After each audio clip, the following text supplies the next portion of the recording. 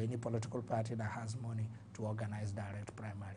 But it's also cumbersome because you need people to go to various localities in one day to vote the candidate. So it's not going to be very easy, but it brings up popular candidates. And for youths, now they have signed not too young to run bill, and some youths feel they are popular. Some of them are very brainy, some of them are articulate, they know what to do when they get in there, but their biggest problem is money. So you find out a situation where when they now want to express their will, they don't spend too much money. What they need is to move about, print their handbills, do town hall meetings and convince people. They don't need to go get a money bag that will come and count the number of delegates that are coming and the amount of money that is going to be given to them, because that's what happens in indirect primary. You have an idea of the number of delegates that are going to vote. You can now calculate. If there are 1,000 delegates and you are 3 running it, you are looking for how to get half of it and allow the rest to share. So you can stay in the comfort of your home and press your calculator and say this is how much you're going to give to them to vote for you so that you win. But in indirect primary, it's not like that. What you're going to do is do issue-based campaign, and in most cases, they vote people who have been helping the community, like, who are involved in community development, community work, service and all that, or good character or integrity. That's what people do. So that's the major difference. Okay, but we've seen that governance undue influence in the primaries, I mean, it's becoming enormous. Now, don't you think that when parties begin to look at direct primaries, they tend to sort of curb the powers of these governors who have powers to pick delegates? Yes, that's why, you are aware that even one political party have said exactly what they want, and you find out that less than 24 hours, the chairman of political parties also at various state levels say a different thing. The governors are like emperors in any political party they find themselves, and you don't blame them because they want to have total control. They want every governor that is elected basically need a second term in office. So in doing that, you find out that they want to have total control of the local government, total control of the state legislature, even to a large extent members of the National Assembly.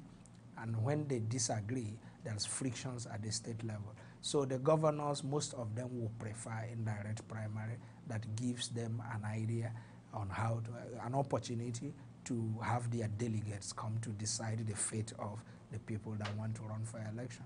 But the ordinary man on the street, the young men and women of Nigeria who want to express their political will through election, they will prefer direct primary, where the major tool you need is your capacity, your popularity, your integrity. That's what is required.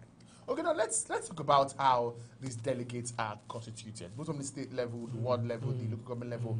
Let's talk, because the norm is the governors, have a way of usurping, the powers of picking these delegates. We hear things like essays are delegates, commissioners are delegates, state assembly members are delegates. The governor can decide to put his wife, his family members as delegates. But constitutionally, how are these delegates from the ward level formed to attend, let's say, the presidential primaries of a particular party at the center? Yeah, in virtually all the parties, particularly the parties that have won election at various levels, they select their delegates at the local government level for the presidential election, who are called national delegates. At the state level, there are delegates that are called state delegates. At the local government level, there are delegates that are called local government level delegates. So these people are the people who decide who is going to be governor, who is going to be senator, who is going to be House of Rep member, or the president. Then there are also statutory delegates. Statutory delegates are those ones who occupy positions in the party at the national level, at the state level, and also position in government. There are board appointees, some ministers who are automatic delegates, that makes it, that gives you an idea of the number to expect. And in all this, a governor controls a whole lot. He controls 3 senatorial districts, many more than 10, House of Representatives, and all the local government in most cases state constituencies and local government. So you find out that the governors are big emperors, and they control a large chunk of it. And that's why whatever they decide at the national level in their parties, stand. So that's just what it is. So, by what you said now, so it means it is quite easy and possible for governors to kind of own the process and also want to manipulate the process due to these statutory delegates that you've just mentioned. There is no way governors will not have a say. There is no need saying things that are not real. I'm a practical politician, and I've been in this business for a very long time. If you wish away any governor of your state, you are not playing. There are in states where no senator can go against a governor because they have a whole lot. They have the political patronage. Political patronage has to do with appointments they give in the state, commissioners, SAs. There are some states we have had in the past that have up to 1,000 SAs, 500 SAs, 200 SAs, 100 SAs, board appointments. They expend this patronage to members of the public in their state, and they become dominant. They become the controllers of things. So it becomes a little bit difficult for you as an outsider or a man that lives in Abuja, no matter how rich you are, to come to the state and get loyalty, to come to the state and have things. So the governors are emperors in the political calculation in Nigeria. And in most cases, you find out that they pick and choose. That is why in all local government elections in Nigeria, every state in power wins the whole thing. At times, if they want to make it look credible, they give out one or two to states. Like in Imo State recently, you find out that virtually one or two parties participated. The rest parties said they are not going to win. And the ruling party in the state swept the whole thing. That is how it is done. And that's why you see the clamor for people who want to run for president and governor is more than the people that want to run for other positions, because of the fact that executive power gives somebody power to control. And that control is what politics is all about. Now let's look at the benefits, if there are any more benefits, beyond the reduced spending issue that the indirect primaries have above the direct primaries. Are there other benefits that we can say the indirect primaries have above the direct primaries? Yeah, the indirect primaries is easy to organize, is less expensive to organize for the party. The party rents a hall that can accommodate all the delegates in one day, and in few hours does accreditation, and thereafter do the election and votes are casted, and it goes. But in an indirect primary, it depends on most indirect primaries don't take place in covered spaces. It's usually in the field, primary school or secondary school or church, where people come and line up. You need people to control the crowd. You need security to guide and protect. You now need credible men and women to count votes. And if you let us say a local government that has about 20 polling units, and each polling unit is about 500 persons. You know the number of people you're expecting to come out in one day to vote. So it will be difficult to have, more than 10,000 people converge in a particular location to control it. So that's the advantage. But I am saying by and large, the advantage is basically better for people who want to run for election. Now that younger people want to participate, I suggest that younger people are going to benefit more from direct primaries than indirect primaries. So the advantage of the indirect primary is in managing the process. Managing the process is just the advantage. But in terms of what is good for Nigerian democracy and West African democracy now, where I now preside as the president of West African Association of Political Parties, for West African countries to thrive in democracy, direct primaries is the way to go. Okay, in case you're just joining, I have been speaking with Chief Perry Okpara, National Chairman of the National Unity Party and just elected President of the West African Association of Political Parties, who's also the Secretary General of the Inter-Party Advisory Council. And we have been looking at direct and indirect primaries, as well as the how it affects parties and all of that. But we'll go on a short break now. There are a couple of things also that we'll be looking at here. When we come back, some other issues that we'll be getting the thoughts of Chief Perry Okwara on. But don't forget that you can watch us live anywhere across the world. Just go on your Google Play Store and your Apple Store and download the PTV Nigeria app. It's that easy. On our website, it's www.ptvng.com/live. Go to short break now. We'll be right back. People's Television Nigeria has gone mobile. You can now watch PTV Nigeria on the go anywhere in the world with real-time notifications. Just go to Google Play Store if you're on Android or Apple Store if you're on iOS. Search PTV Nigeria, download, it's free, it's easy. Now you can catch up with the latest news analysis and political discourse on the go.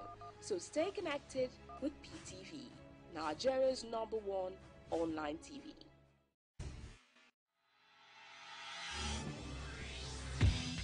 People's Television Nigeria has gone mobile. You can now watch PTV Nigeria on the go anywhere in the world. For real-time notifications, just go to Google Play Store if you're on Android or Apple Store if you're on iOS. Search for PTV Nigeria. Download. It's free. It's easy. And now you can catch up with the latest news analysis and political discourse on the go. So stay connected with PTV, Nigeria's #1 online TV.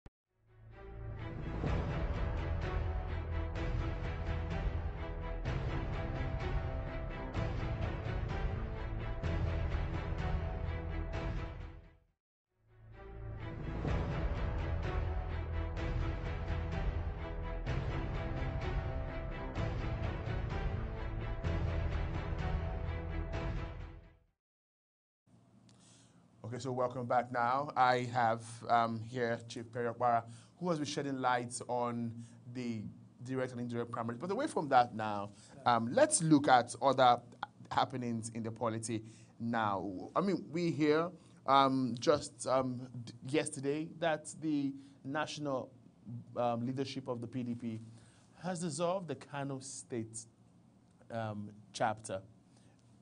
Reasons yet unknown. The Kano State chapter of the PDP have protested that, and as threatened that it would not stand.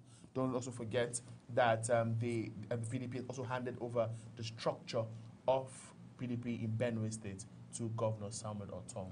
Although that many political watchers have said, happened in good faith, good consultations, but it seems like the Kano one didn't go well. I don't know the interest that went into the Kano. I am not a member of the PDP, but I do know that they have a very big fish in Kano State, and Kano is the most important state in any presidential election in Nigeria. I say that with all certainty because the Northwest, in Northwest, we have 80 million votes, and we have the KKK states, Kano, Katsina, Kaduna. If you want to be president of Nigeria, you must win Kano, Kaduna, and Katsina, and then go to the Southwest with 40 million votes to get reasonable number of votes. Otherwise, you will not be president of Nigeria. Jonathan did it in 2011. Buhari did it in 2015. So, and Senator Kwankwaso, formerly of APC, defected to PDP. And I'm sure that before he defected, PDP had concluded their primaries and congresses in Kano State. It is only right that a man who is a determinant factor in the presidency of Nigeria in 2015 and 2019 should be accommodated. So I think that's what played out, and it may have resulted, I don't know the details, it may have resulted in the reason why Shekarau just recently, a few hours ago, maybe yesterday, is alleged to have moved over to APC. He has not moved over yet. He didn't announce any. It is alleged. It is alleged he must have moved out of PDP. We don't know until that comes out. And unless people in the PDP, they are the people to confirm that. But speculations are that he has left. We don't know where he has gone to. But I am thinking that if any political party manager weighs the test the weight of their members. And for you to win an election, you need a man that can bring votes to you. If you give the ticket or the structure of a party to a man that cannot bring votes to you, what are you managing? A political party is a mere platform, a ladder to climb to power. So you must be able to present a ladder that the rungs of the ladder are strong enough for people to climb to power. That's just what it's all about. But don't forget that a man like Shekarau, I mean, he stayed in the party, built the party when everyone left. Yeah, is a very it is only fair. Is a very is a very valid point you have made. But I said I am not a member of PDP. I am not from Kano State, and I don't know what happened. The party up to now have not come out to tell us what happened. I'm just making assumptions and permutations based on my knowledge of party management. That's just what I said. Okay, now based on also, okay, let's first take a look at the fact that former Senate President David Mark declared and have actually gone to pick up his nomination form this afternoon. Yes. David Mark is one low-key declaration. No, yeah, David Mark is one of the most qualified Nigerians to be president of Nigeria. The only thing he has is style. He talks less and does very much. Nobody has heard he was nursing the ambition, but has beat Nigerians to it by picking it. And that shows that don't forget, he has a military background. He's a tactician. And he has declared, and he's from Northwest. He's perhaps the only Christian. He's perhaps the only Christian that has picked the nomination, the form of the PDP. So there is nothing wrong with that. More people should go and take the tickets, people who feel they have something to offer. It is not a minus for PDP, rather it is a plus for PDP. So more people are going to pick their tickets. Okay, now that nomination forms. Oh, are you prophesying that the PDP will have more presidential aspirants? Yes, yes. We have had people who declared to run. I'm not sure all of them have picked their nomination forms. We want more of them to go pick the nomination forms so that they will go and slug it out. Let the best emerge. In election, you don't come second. It's only one position first. After the first man, every other person failed. The man that got 1 vote minus and the one that didn't got 0 vote is on the same level. So they will slug it out. After slugging it out, they will now come to CUPP. We'll now begin to talk about how to get a consensus presidential candidate.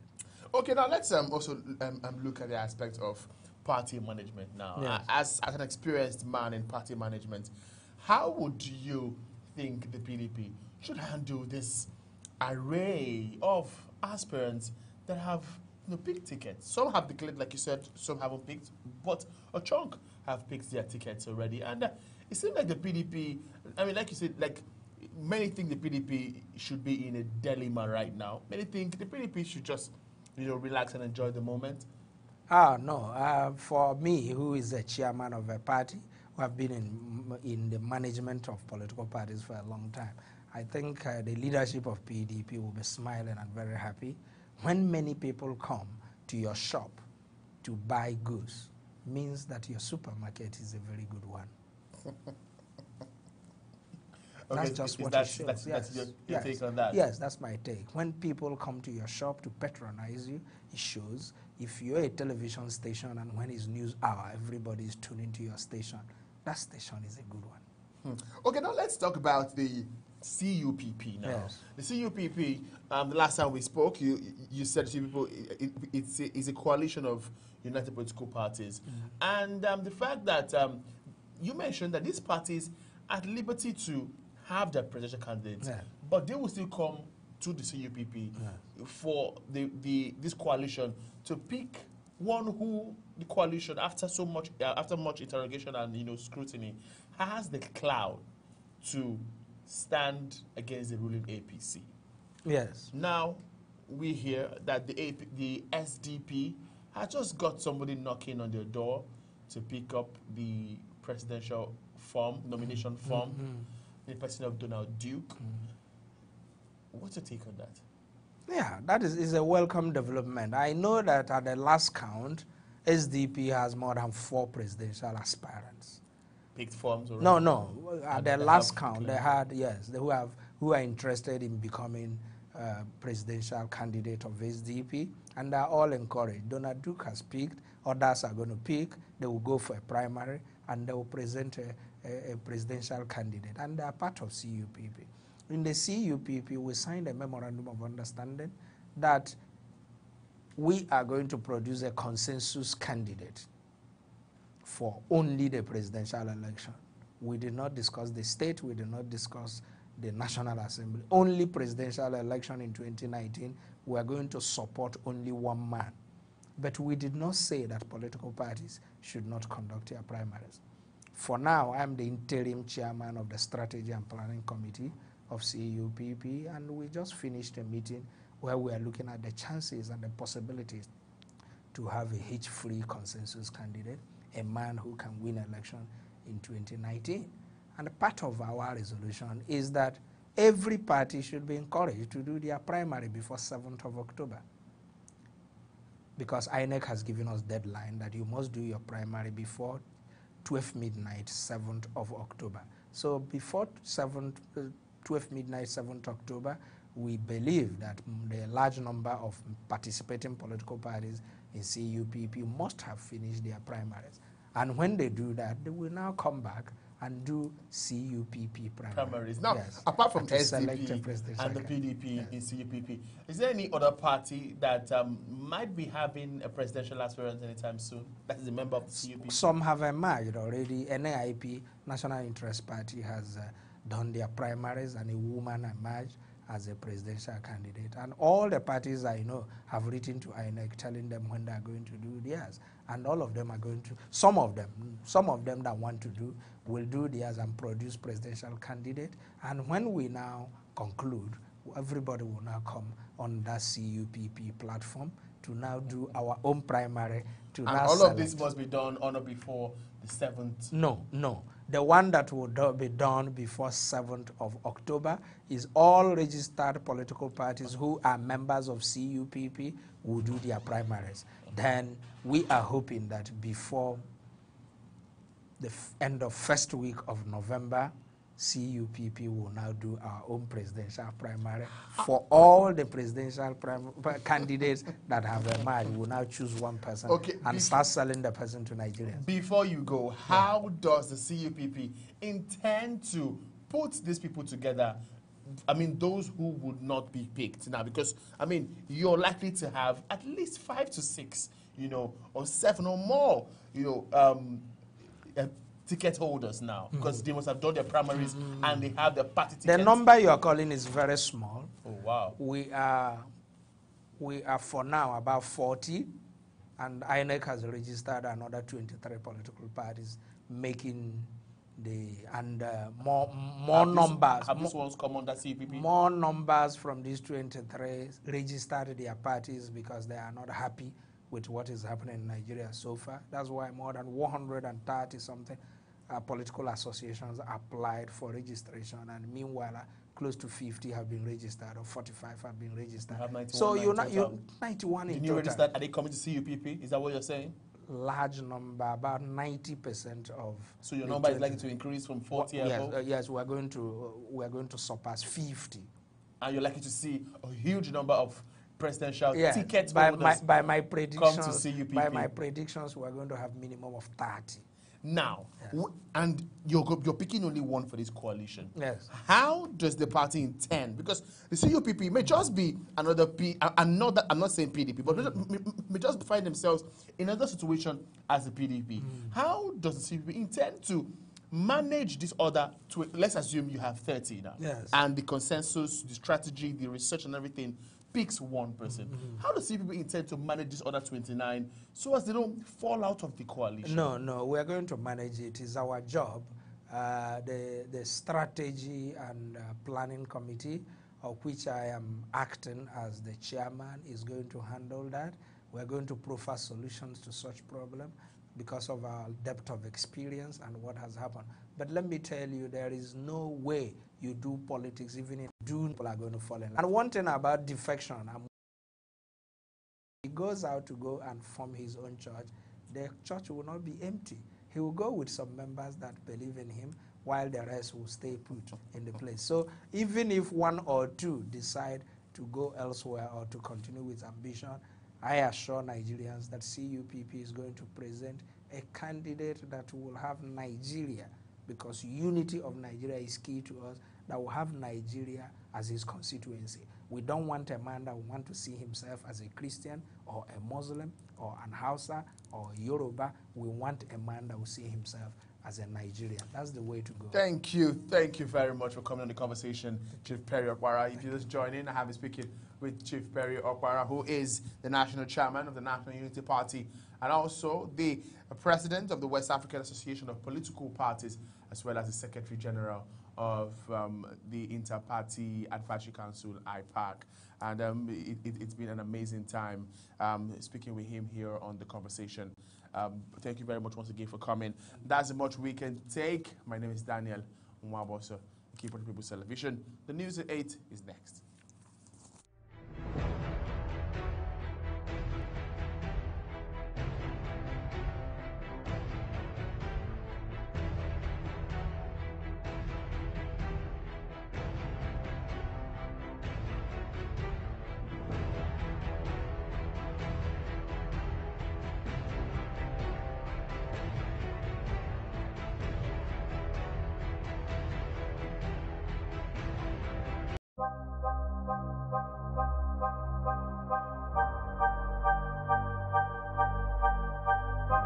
My name is Rotimi Ekomi. I work with INEC. We have, since 2017, registered over 12 million Nigerians. We still have quite a number of uncollected PVCs. We have just about 500,000 collected. We have about 7 million uncollected. So we appeal to Nigerians to please collect their PVCs. We also want to appeal to Nigerians not to engage in vote buying and selling. Not good for our democracy at all. Please express your choice freely. Don't engage in violence, especially to our youth. Don't allow politicians to persuade you to engage in any form of violence. It's not good for this country. Democracy is about choice. You have the right to interrogate the manifestos presented by political parties. When they come, ask them questions. What do they have for you in education? What do they have? What programs do they have under health, infrastructure, all the things that you desire for the country to make this country better? And if they provide the answers and you are convinced, then you can, of course, make your choice. Right now, the choice is vast. We have just registered 23 new political parties. Now we have 91 political parties. So if they all present candidates, fine. But if they don't, those that present candidates, you also have the opportunity to make your choice freely. And I wish you all the best. I wish our country all the best. Thank you for listening.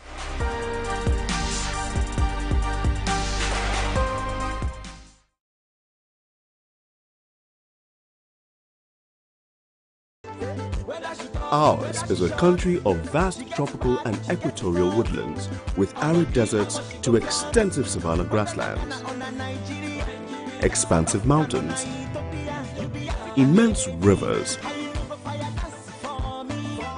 numerous waterfalls, and mystical forests. Nigeria has it all. It is a place of rhythm, of dance, of music, of festivals, of tradition and culture, of spectacular color, of glamour, and a country of 200 million smiles.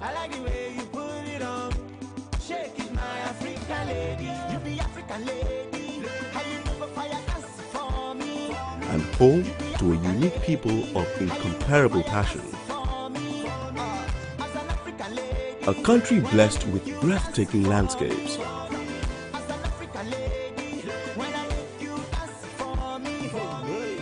Home to some of the most diverse equatorial flora and fauna species on the earth.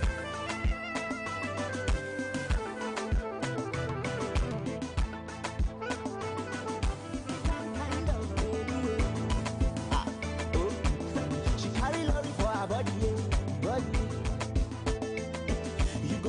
Nigeria is the undisputed welcoming heart of Africa.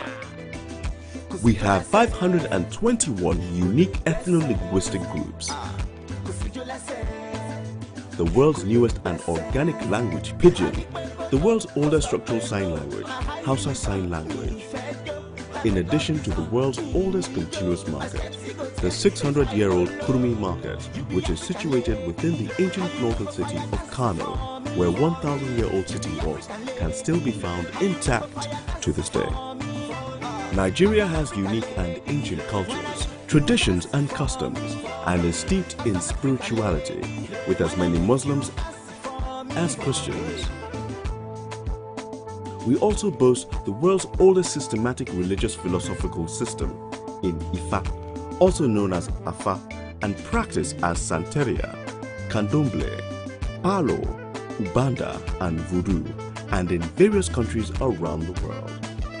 Nigeria is also home to the world's oldest purpose-built boat, the 8,500-year-old Ifuna canoe. Nigeria is the home of African sports, both ancient and modern, and has always been the beating heart of African football, which has gifted the world with some of the most dynamic and creative football players of all time. Gifted the world with music and artists such as the late Fela Kuti, King Sunny Ade, Seal, and many international performing artists, including Dame Shirley Bassey and Shadi Adu. Our country has also gifted the world with giants of African literature and poetry. Nigeria is a country on the move, a country of hard-working people and industrious and creative people.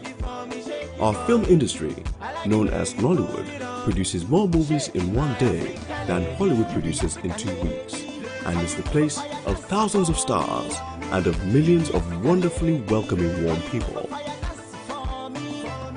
We are a country of kings, of queens, businessmen, and businesswomen. A place of vast, sprawling game parks, a country where African traditions have always been first. A country of drums, of colors, culture, of festivals, of music, of rhythm, and art. This is Nigeria. There is simply nothing quite like it.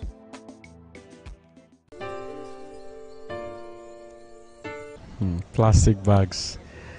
I'll say every day. Plastic bag. Wow. I might say every day. There is nothing I make use of in my shop as leather. I use about 2 packages of leather every day. Packing several things, clothes. It could be clothes at times. It could just be maybe items from the market, as in when you buy foodstuffs. Even packing other plastic bottles too. And virtually anything that needs to be packed, most of the times we use plastic bags for them. If I'm going to somewhere like the market or a shop or something, I will definitely have to use a plastic bag. For me, my business revolves around that. You can imagine coming to buy a pair of shoes and I'll just give you in your hands. What will happen? Will I ask you to put it in your handbag? No, I can't do without it. And then what if I come to the market and I want to buy tomato or whatever? What happens? Where will I put my stuff? Leather, they help my business in many ways because of many customers, they cannot buy your market without leather now. They may not be, it will not be portable for them to carry it to their home. So there is portability being using leather in terms of putting the materials, that putting the goods that you have sold to the customers, so that it will be easy to carry to the car for them. Because I need it for everything. I need it for my waist bin, I need to pack some things, I need it for everything. I'm a fashion designer. Most times if my clients want to see me, I go with my bags because when I come here, I always come with clothes. That's the reason I'm using it. Well, it depends on the quality of the plastic bag and the size. For instance, if it's like the big polythene bags, we recycle. We could still use it to maybe pack clothes later. We could still use it at home for maybe pack refuse. before we dispose of it. But if it's the smaller ones that maybe you used to carry, like something like fish, or things that will still leave stain or smells in it, we dispose of it immediately. So if it's perishable things, I'll definitely throw it. But if it's like about clothes, we usually keep it in a basket in my house, so we can use it for other things. Yes. I don't know, but I think a long while. Oh, this question, Oga. The question is too big. Leather can take, to me, maybe 1 year. It will decompose within a year. Like a month? I don't know. Like a month. My God, I'm sure it takes long, because I think those are the things that you usually see that last a very long time inside all of the refuse dump and all those things. Most times when you go to pack stuff from a refuse dump, some other things might have decomposed over time, but of course the plastic bags would just be there sticking out. So I'm sure it takes a long time. I have no idea. I guess for my little age, or for my little staying in this earth, I've never come across that one. Plastic bag, it don't decay easily. I've never seen it. Well, how long it decomposes? How long? Because okay, well, at least from my own little knowledge of plastic, I know it's not biodegradable, so I know it takes a long time. Maybe I say 50 years thereabouts for it to actually decompose, because of the kind of material it's made out of. So, but I'm not sure about. But I know it's a very long time actually. Wow. A month? Or a year. It depends. A year. That's impossible. Hi. That's impossible. No. I cannot agree. It takes 150 years to decompose in the soil. So I may believe it since I don't have any knowledge on it. You don't say. Then we should reconsider, really. I'm just hearing it for the first time. For a nylon bag to decompose after 100 and something years, I don't know. Maybe only a scientist can tell that, not me. That's a lot of pollution for the ecosystem, actually, because since it doesn't decompose on its own, definitely even in because okay, well, I dispose of it through the waste bin and all that, but a lot of people just throw it in the gutters. So you at least I know that will definitely clog up the drainages, and even for in fact, even to try to like quantify the amount of damage. Well, I can't. I really can't quantify, but I know it's a lot. It's a lot of damage to the ecosystem. It causes erosion. I think that's which I've come across before. Erosion during rainy season, when you drop it, like when you keep them anyhow, like in a dustbin, and it rain, can easily cause erosion. Well, I'm not really sure of like exact effects, but I shall know that every single thing in this world has its side effects. It has, even this microphone might have its own side effects. So I'm not really sure, but I'm very sure it does. It has side effects. Plastic bag? No, I don't think so. It's not possible, honestly. No. No, I can't. I don't know how it's going to look like, but I don't think I can stay without that plastic bag. Because if I did not, then my client, they will insult me then, I'll shoot. They will cost my life. So I don't think I can stay without using plastic bag. That's true.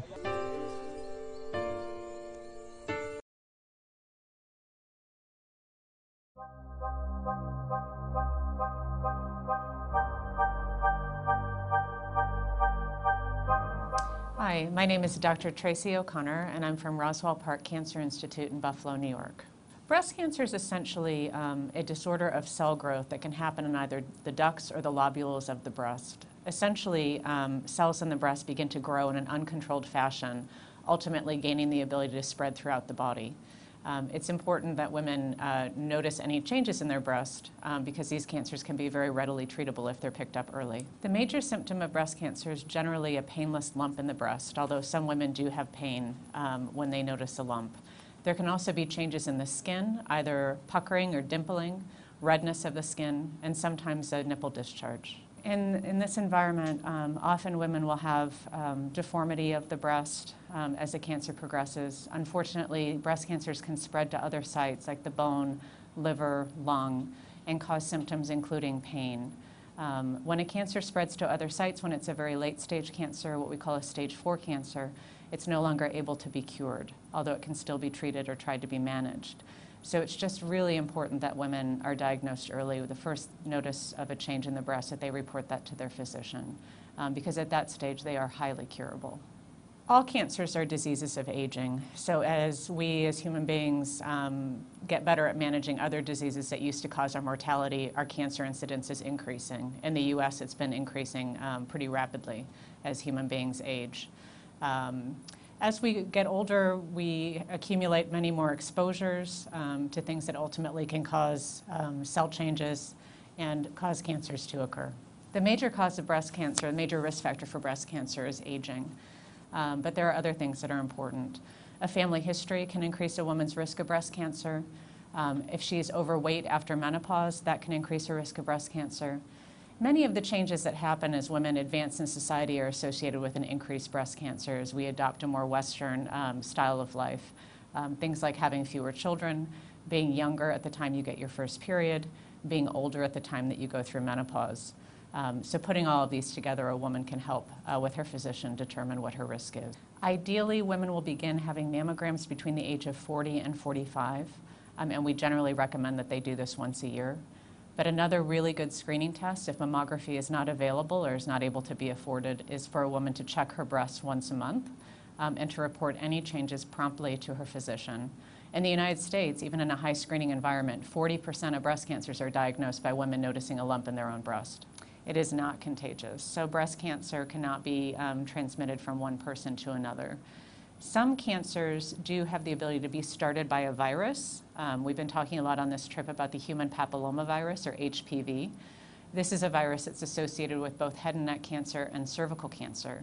And the reason we've been talking about it is that it is preventable with a vaccine if individuals are vaccinated before they become sexually active. So that's a very important public health measure that could be advocated for in this country. So if we catch it early, women are cured and they can live out a normal lifespan. So in the United States, 90% approximately of women who present with a breast cancer can go on to live a normal lifespan. So that's why it's so important to catch it early. I usually would recommend that people start with their primary care physician.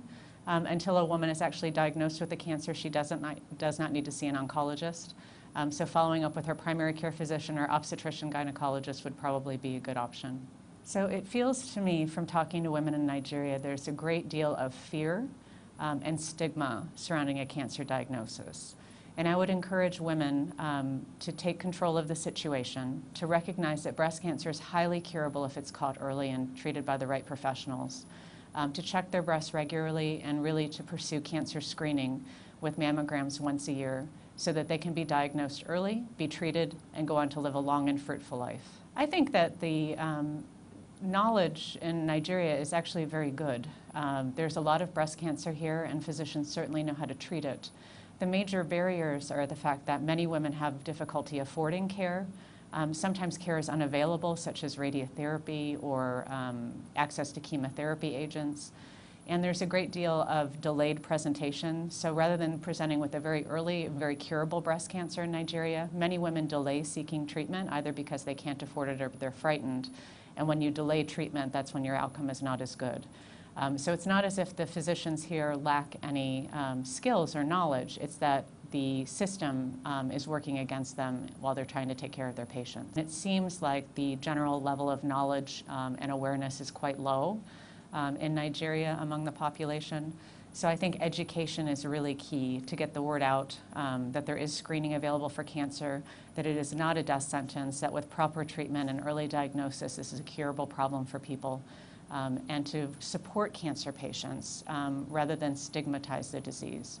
People who are diagnosed with cancer need compassion and support to get through their treatment. This is not a contagious problem, and these patients deserve our care and support. I try to be very encouraging with my patients. We often talk about ourselves in oncology as being big cheerleaders. We're really there to support them, help them get through treatment, work with them psychologically, to get the right mindset to get through therapy. But in general, the patients that I care for with cancer are a lovely group of women who deserve the very best care. And the women in this country deserve the same level of care that we're able to give in the States. I would like to see better infrastructure and better support, some sort of public insurance program for the people of Nigeria, especially in regards to cancer care.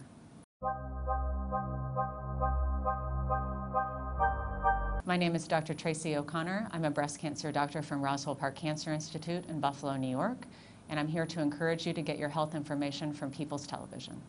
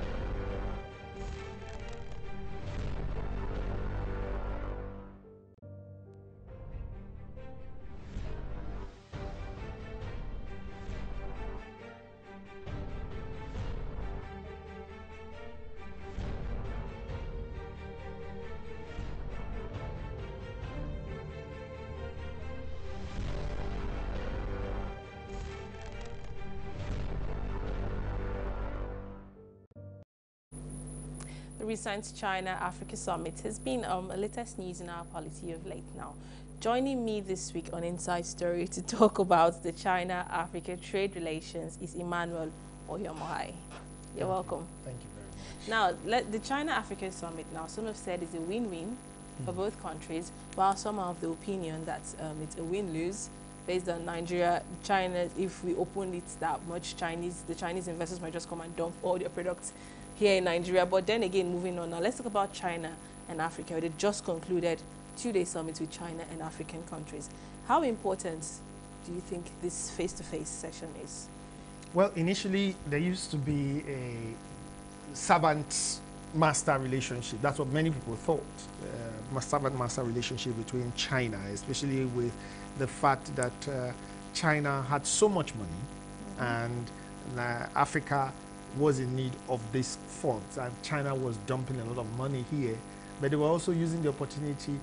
We had a lot of dumping of Chinese goods that were very fake and all that. So it's been an imbalanced relationship between Africa and China. But the recent summit shows that there's coming to some balance, because actually in negotiations and in trade negotiations, there's really no balance. It depends on what you bring to the table.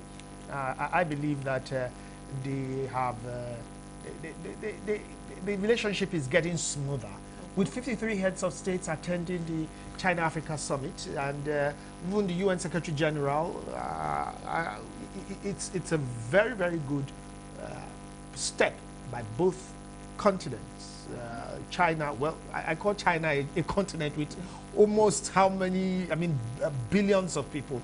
It's almost a continent with Africa coming together, and I think with the recent largesse, again, in quote, of the $60 billion by the Chinese President Xi Jinping, it's very good. It's a very good relationship that is starting and blossoming. Okay, so at this point in time now, would you consider China a better friend to Africa than the Western? Oh, yes.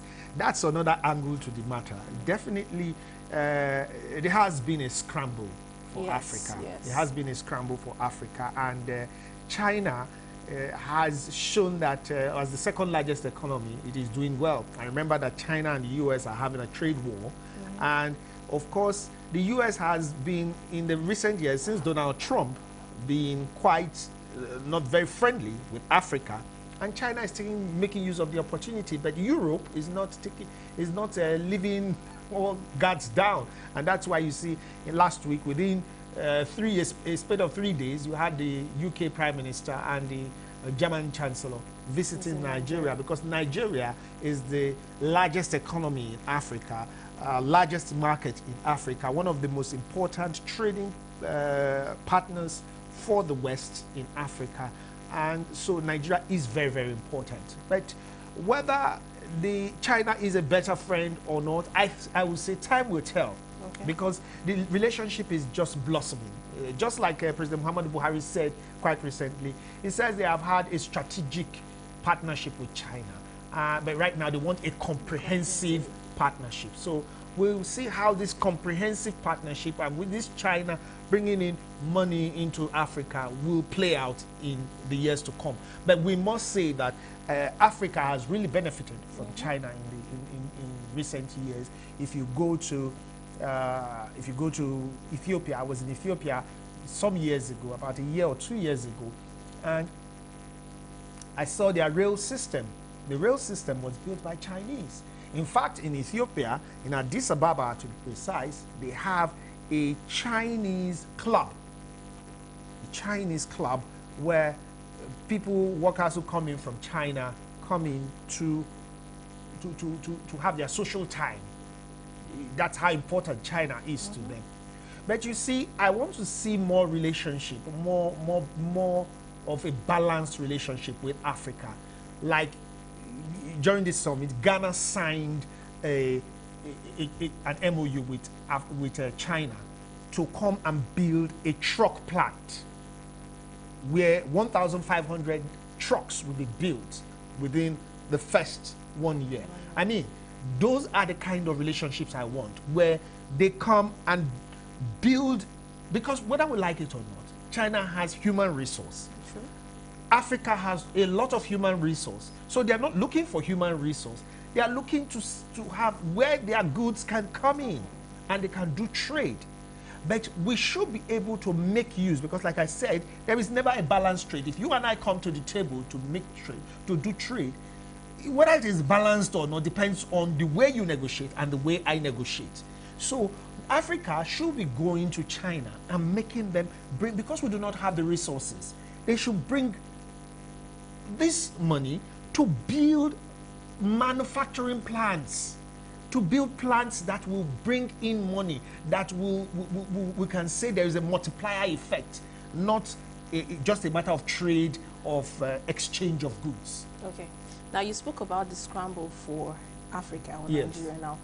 In less than a month, we've had visits from the German Chancellor and others, and now with this, with all this happening, do you see it as a sudden scramble for Africa and Nigeria?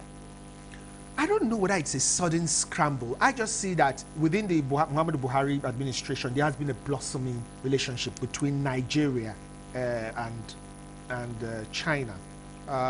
China has been working its way to Africa. It has been working its way. So I can't say it is sudden. And I'll tell you why it has been working its way. During the Goodluck Jonathan era in Nigeria, for instance, you know China has this one China policy. The one China policy is that you know there are other Chinese provinces like Taiwan, like Tibet, like Hong Kong. Now the one China's policy says that you must only recognize China as the only Chinese country, because China believes that Tibet, Hong Kong, Taiwan, they are all under China. But those countries belong, they say they are all independent. Now, during the Goodluck Jonathan era, there was a very liberal attitude to this one China policy. There was no straight up attitude to it. So we had Taiwan, Taiwan was trying to blossom its business with Nigeria and other African countries, because I think it's only Cote d'Ivoire and Gambia that are really, and probably South Africa, are really welcoming Taiwan. Nigeria Taiwan was gradually warming its way into the Nigerian heart.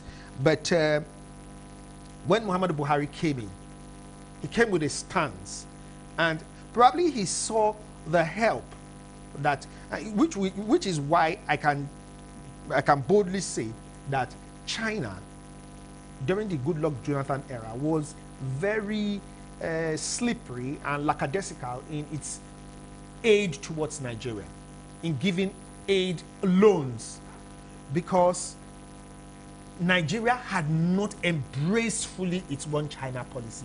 They were still romancing with Taiwan.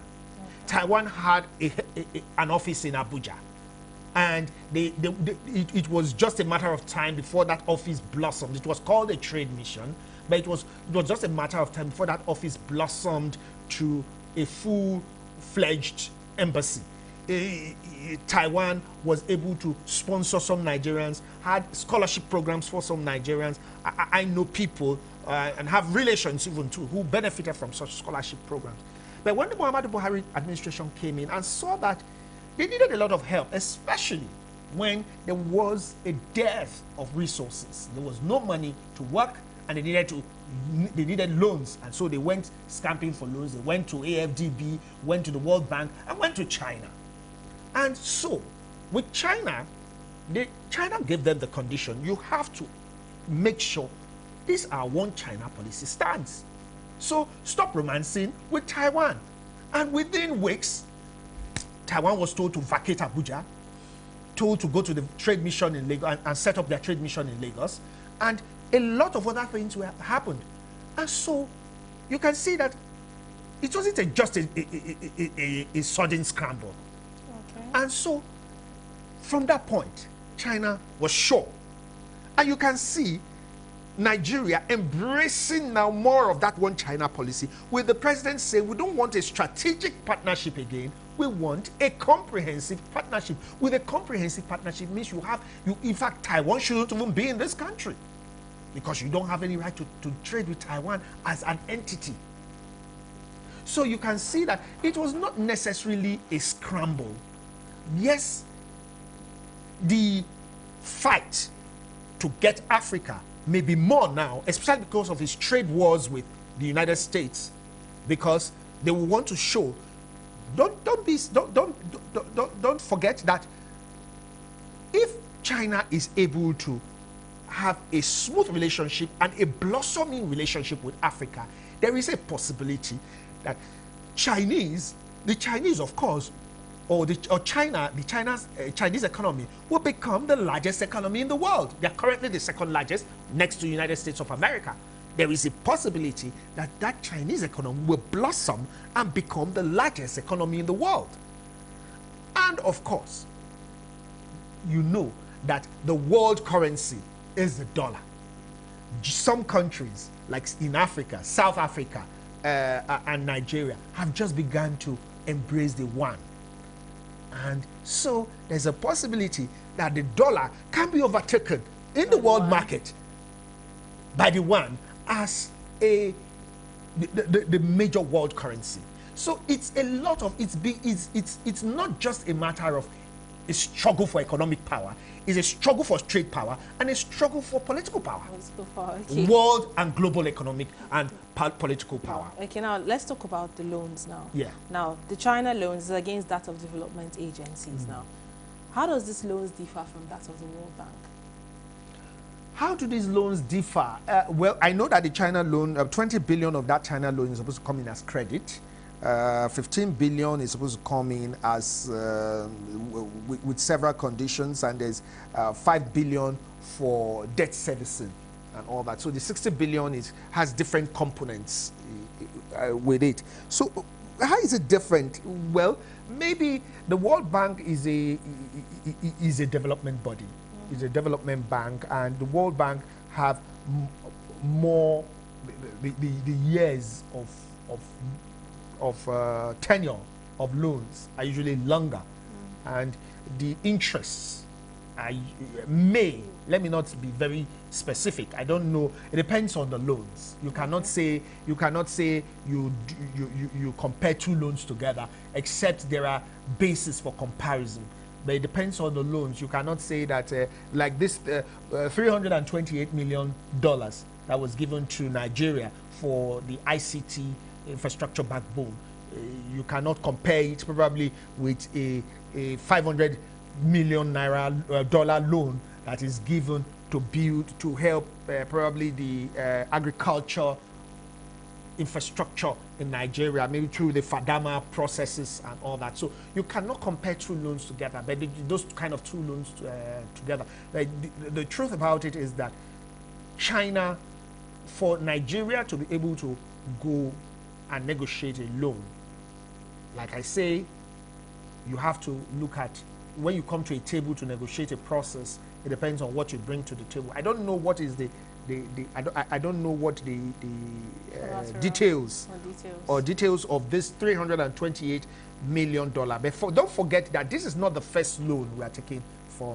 We have an Abuja light rail working right now. It's based on a loan from China. We have an Abuja Kaduna rail working. It's based on loans from China. These loans don't come in always as cash. They come in probably as partnership.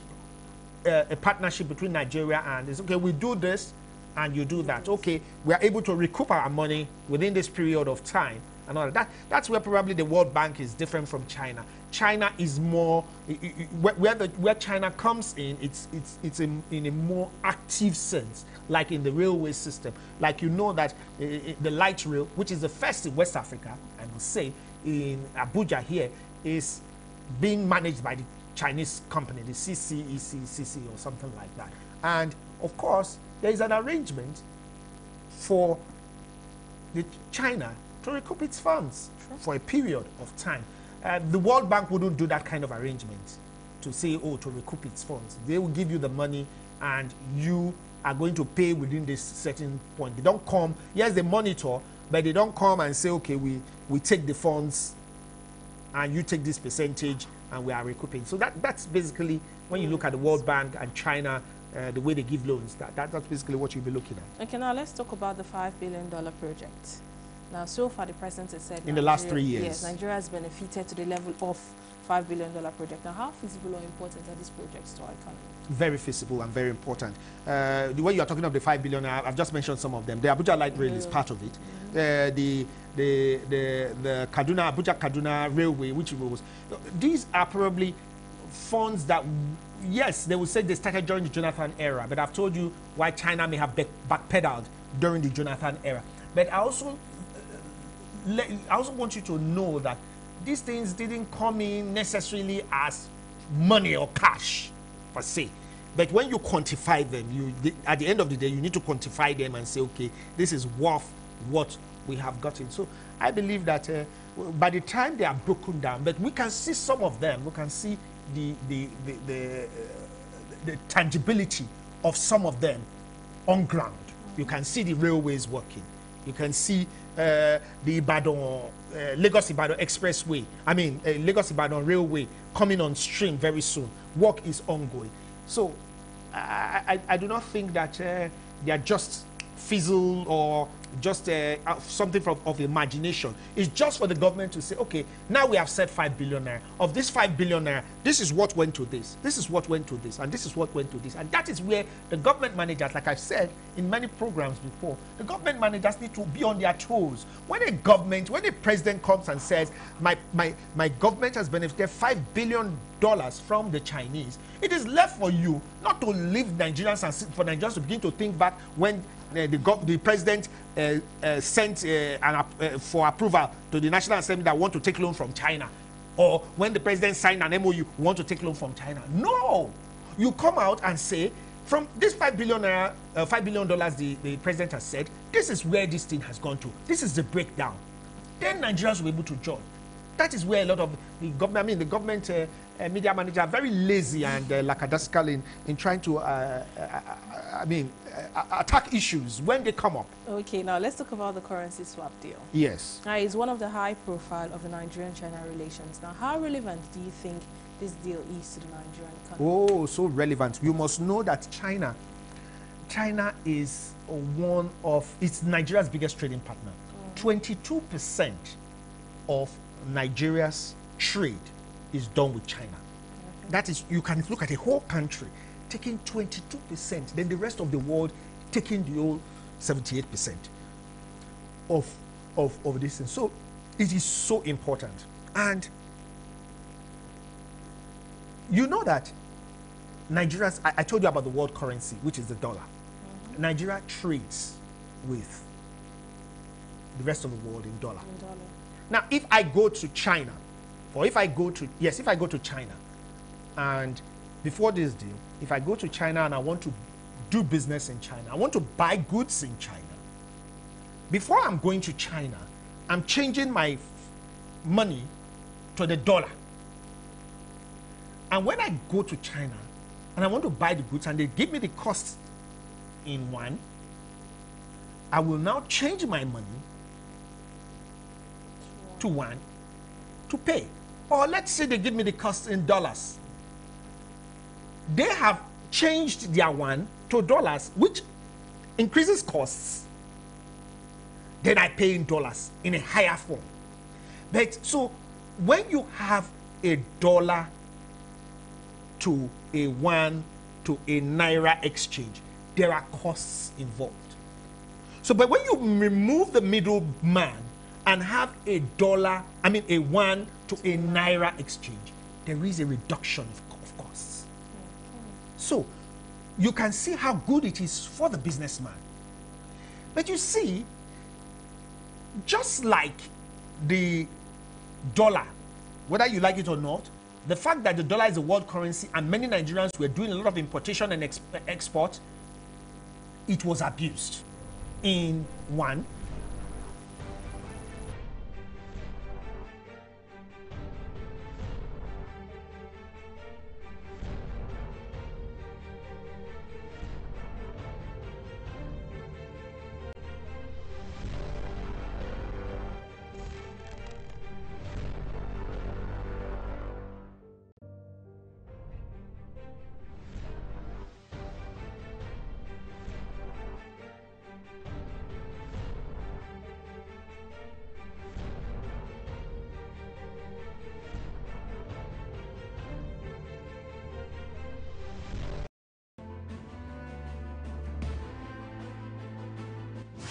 soldiers helping Nigerian soldiers fight Boko Haram. We will have to persuade Nigerian legislatures. This is coming together of people who are confused. Executive order should comply with the law. I personally dissociate myself completely. From this interview, because you have said there had hardly been any administration.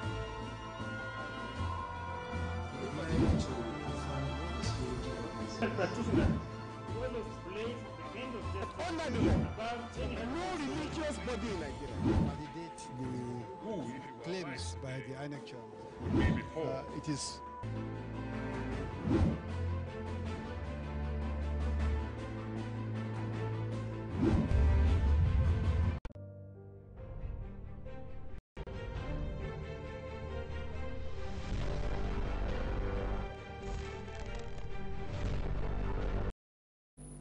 You're welcome back from the quick timeout, and I still have Emmanuel Ohimoghai here with me, and we're still talking about the Nigeria-China trade relations. Now, before we went on that break, we're talking about the currency swap deal. Like it or not, it's really it's something that's really gotten my interest, especially the fact that we're now going to be trading Nigeria to the yuan and at lower cost, and it's really going to be perfect for the average Igbo businessman. I don't know why you call it Igbo businessman, but every Nigerian is going to be good for every average Nigerian who trades. Every average Nigerian. Yes, the Igbo businessman, who is the Jew of Nigeria, is the one who is very much involved in trade in China. Yes. And I was still talking about the process. Yes. And I said, you go to China, you open an account in a Chinese corresponding bank, and go to where you have your goods. Oh, okay, this is what you want to buy. Great. They give you the cost. Come back to Nigeria. Go to any of the 4 settlement banks, 3 or 4 settlement banks. Raise a letter of credit, a Form M, with a letter of credit, based on the invoice that has been sent. Let's say you don't even need to go to China, but at least you have an account there. Okay. Based on the invoice that has been sent and all that, you go to your bank and say, okay, now this is what I want to do this thing. Please calculate it. This is the amount in renminbi or in yuan. And you pay the Naira equivalent. Because, of course, that is a determined market rate. You pay the Naira equivalent. When you pay the money, your business is done. No, you just have to pay the money by transfer. Transfer to the settlement bank. Say, okay, this is the Naira equivalent. This is the Naira equivalent. This is this thing, and you transfer. I was watching a report, and somebody was complaining that a lady was complaining it's not good for informal business. If you are ready to do international trade, then you should be ready to do it formally. This process is to remove the fact of carrying cash. Nobody will handle cash. And we must know how important this is. Nigeria, about $2.5 billion or 4.4% of Nigeria's external reserves is now in the WAM.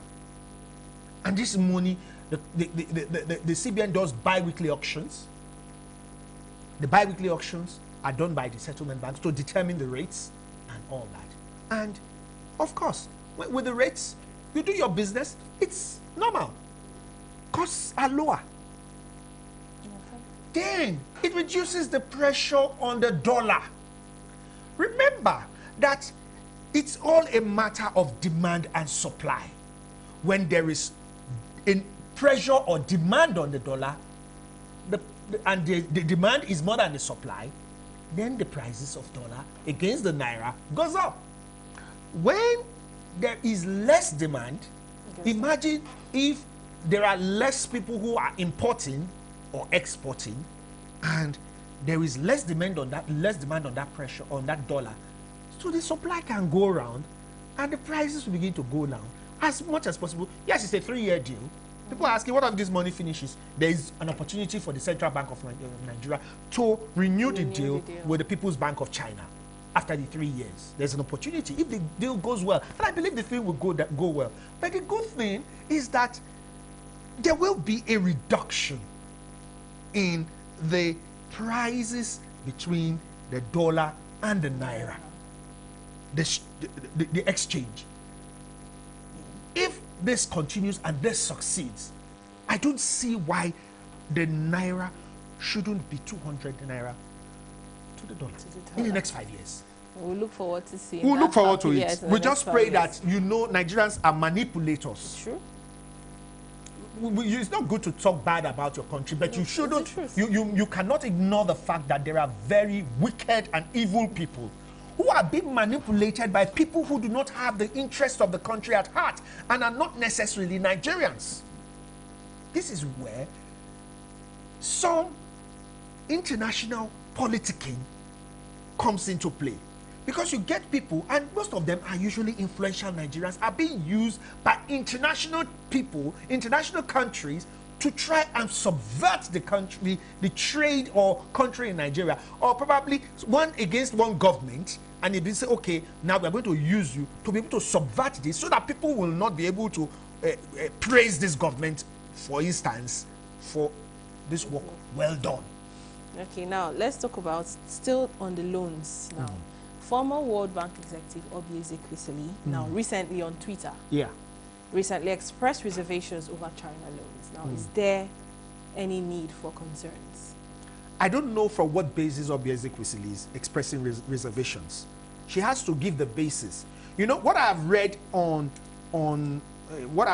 social media, and maybe what people have said, have been very base. Like what the former vice president of the country, Atiku Abubakar, said, comparing the $322 million Abacha loot to the $328 million. He's asking, why would you take, why would you share $322 million Abacha loot to the poorest of the poor and go and take a loan of $328 million? I mean, that is talking, for someone as high as the former vice president of this country, that's talking very base.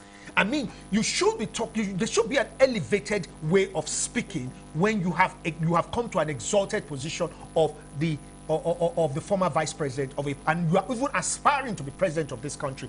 Not everything is about politics. Some economics are not about politics. Yes, I'm not praising this government that it has done excellently well in any area. But what I'm saying is that when you are analyzing issues, be very objective. What is the issue of the $322 million dollar? money, Abacha loot. The $322 million Abacha loot was gotten from the Swiss government under conditions in a Swiss court with World Bank officials present. It was the conditions that were given. It has to be used for a project that is World Bank monitored or supervised. And it has to, and the Nigerian government thought to themselves, they had to decide there and then. We have to look for an existing project that, of course, you have the Nigeria's the National Social Safety Net, which they started, was it last year or so, where they said they were giving money to the poorest of the poor. Whether the money reaches to the poorest of the poor is another different matter. But I'm talking about the way the monies came in. Now, you had conditions for releasing the 322. And so they said, okay, we have this National Social Safety Net where we are giving some monies to some people. Let this money come in as like a counterpart funding and come and add to what we already have. And we already have this thing in the budget. We already budgeted for it. So this money can come and fill in the place. Because remember, a budget is an estimate. Sure. It's not necessary that you have the money.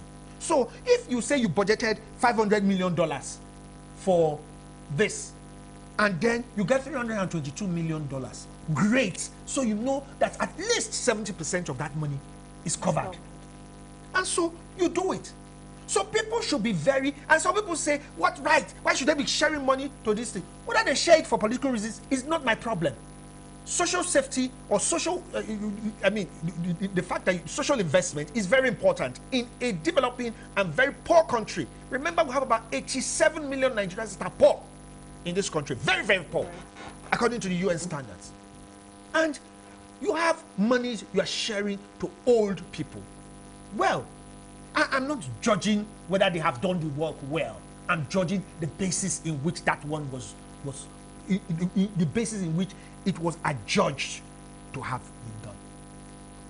Now, you have the $328 million, which is for ICT infrastructure. Why would you go and take the $322 million that you collected? Every budget has its line. You collected for one purpose, you now via it to another purpose because you say you don't want Nigeria to take loan. This $328 million, remember, it is part of the $60 billion that Jinping is giving to Africa. It's not only that, Nigeria is going to be helped to build its hydroelectric power project, about 3,050 megawatts of the Mambila hydroelectric power, still by the Chinese. So, on what basis is Obi Ezekwesili and other Nigerians expressing fears? Okay, some other people have expressed fears that why should we take loans? We are taking too much loans. What is the loan? What is the loan ratio to our GDP? It's still not as high as some other African countries. I don't know the exact figures, but I'm sure it's not up to 60% of our GDP. So we're still on a safe zone. And then you do not have the resources. What is wrong in taking a loan to... I belong to the school of thought that as long as you use the loan to build... Because people say they are taking loans for the future. Who is going to pay in future? But when you make the loan, for instance, this railway, you and I know that we have an excruciating transport issue in this country. Imagine railway works in this country.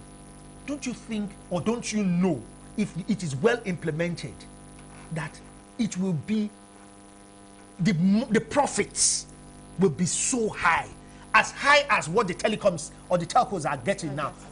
Even higher than what the telcos are getting, because everybody enters transport. I went on the Abuja Light Rail when it was still on test run. It's test road, and they said they're going to be charging 1,000 naira. When I went on that light rail, from my journey from central area to the airport and back, I couldn't sit down because it was full. Well, it was a test run, but I can tell you, I've gone from Abuja to Kaduna. There are times I don't get seats. Times some people don't get seats because people pay. People want to travel. The people see this as an alternative. People see this as a safe way. The Abuja Kaduna Road, of course, we know that there are a lot of troubles there, kidnappers, people who armed robbers, assassins, and all that on that road. Now, when you have a train system that works, is generating funds. When you have a power system that works and people will pay, it has been proven that Nigerians will pay if they have power. So, in time, the monies will be paid. Okay. And especially if this PPP arrangement remains, forget about, as far as I'm concerned, I don't believe in government running business. The government has no business in running business. Or government has no business in business. Government should be a regulator. So if you have the PPP, you have the Chinese people running this thing side by side with you. And they are monitoring the funds. They are taking their money as they are going. They are taking their money. Of course, it will be easily paid. To be easily paid. Now, before we go now, 2 questions, actually 3, but first 2. I want to merge the 2 questions together now. Looking at this China-Africa or China-Nigeria relationship now, who do you think will benefit more? And should the West be concerned about China's romance with Africa? China, Nigeria, who will benefit more? China will definitely benefit more. Okay. Why do you say that? China will benefit more because China, they are the ones that have the higher power here. They have the funds. So they have the higher power. So you cannot say that Nigeria will have an equal share or Africa will have an equal share of what. But on the long run, if China continues to be honest with its dealings with Africa, because this 2-day summit, you will be shocked at how many MOUs were signed with different African countries. I know Rwanda signed something on mining. I know one other country, South Africa, is talking about trading. Nigeria is talking about ICT infrastructure backbone. Ghana is signing a truck equipment plant. So, at the long run, the truth about it is, Africa will benefit immensely. But China, they are not giving. Let me tell you the truth. If you go to China, a lot of Chinese people are complaining. They're complaining about the funds that are being given to Africa. They do not believe that the government should be giving funds to Africa. Because they say, because a lot of them don't even, just like we don't understand, a lot of Nigerians don't understand the econometrics of why a Nigeria is going to be taking loans from a China.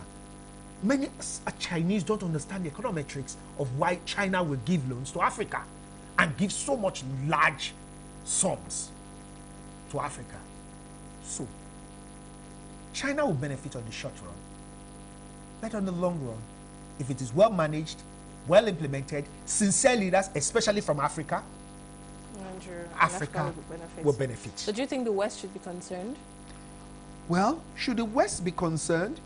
When you talk about international politics, international economic power, the West should be concerned. But I really don't care if the West is concerned or not, as long as Africa is developed. Because the truth about it is that the West had their chance. But the West didn't want to get their hands stained. And the West were too involved in so much corruption with African leaders. And that is why a lot of Africa wasn't developed. Okay. Now, finally, how best, or your recommendations now, how best do you think we can handle the Nigeria-China trade relations? How best? Well, we should just continue. Sincerity of purpose, really. Sincerity of purpose, sincerity of the implementators. Sincerity of leadership. Political will. Political will. You know, I was very upset because I had a kind of a good relationship with Taiwan. And the Taiwanese ambassador then, he was called, even though he was just really a trade mission, head of trade mission. But the Taiwanese ambassador was a very good friend. And I was beneficiary of Taiwanese, one of Taiwanese exchange programs. So I was quite upset when the Muhammadu Buhari administration cut off with the Taiwanese government and all that. But now I have changed my mind. Why? Because I was upset for selfish reasons, because I also knew that I had a lot to benefit with my relationship with Taiwan if we continued this relationship.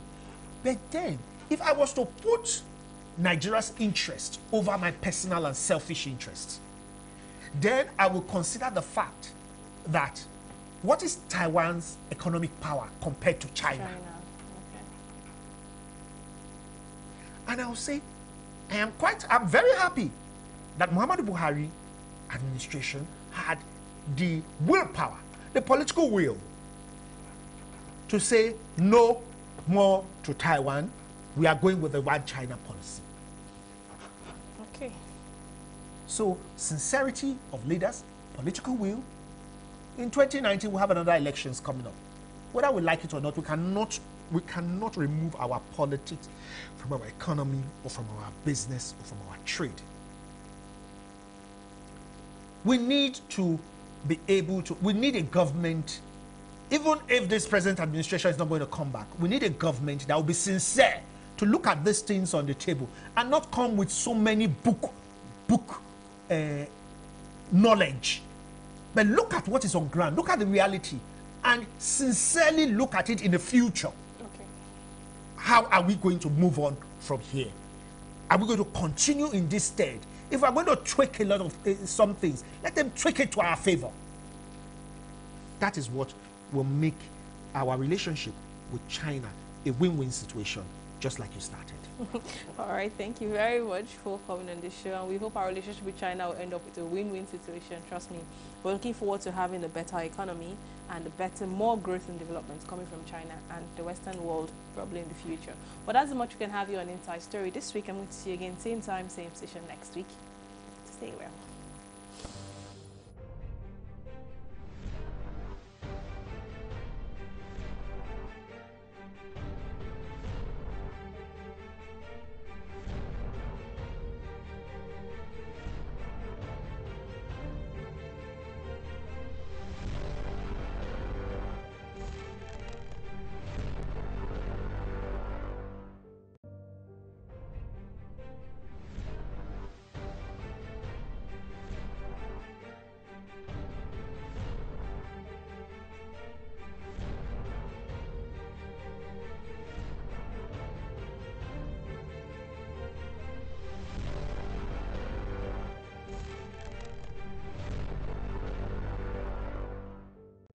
News 24 Extra is taking it up a notch. You can now have news curated to your interest anywhere in the world with real-time notifications.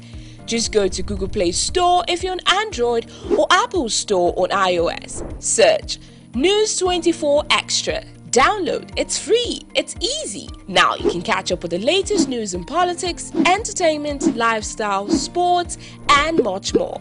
So stay connected with News 24 Extra. News at your fingertips.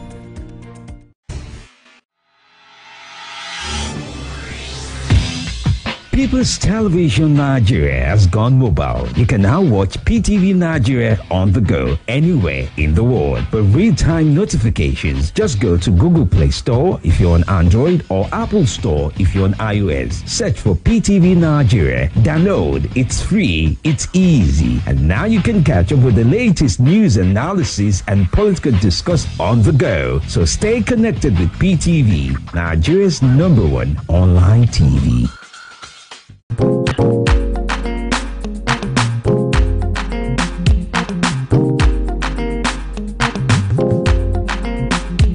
Hello there and welcome to Kizuna Africana. I'm your host Lilian Ogazi.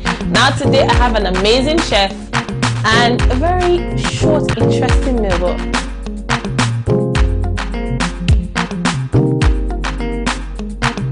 This week again. Yeah, this week again we have something super amazing. Okay, last week was amazing and then this week it is super amazing. So what are we preparing this week that is super amazing? What we have to make today is called Ikira Icho. Now, Icho is the name for water yam. Okay. Then Ikira is the Ikira made from Icho. So what is Ikira first? This is Ikira from Icho. The name given to sounds like Akara. Yes, but I don't want to use the word Akara because in my language we call it Ikira. So Ikira and Icho. Yes, that's to cakes made from water yam.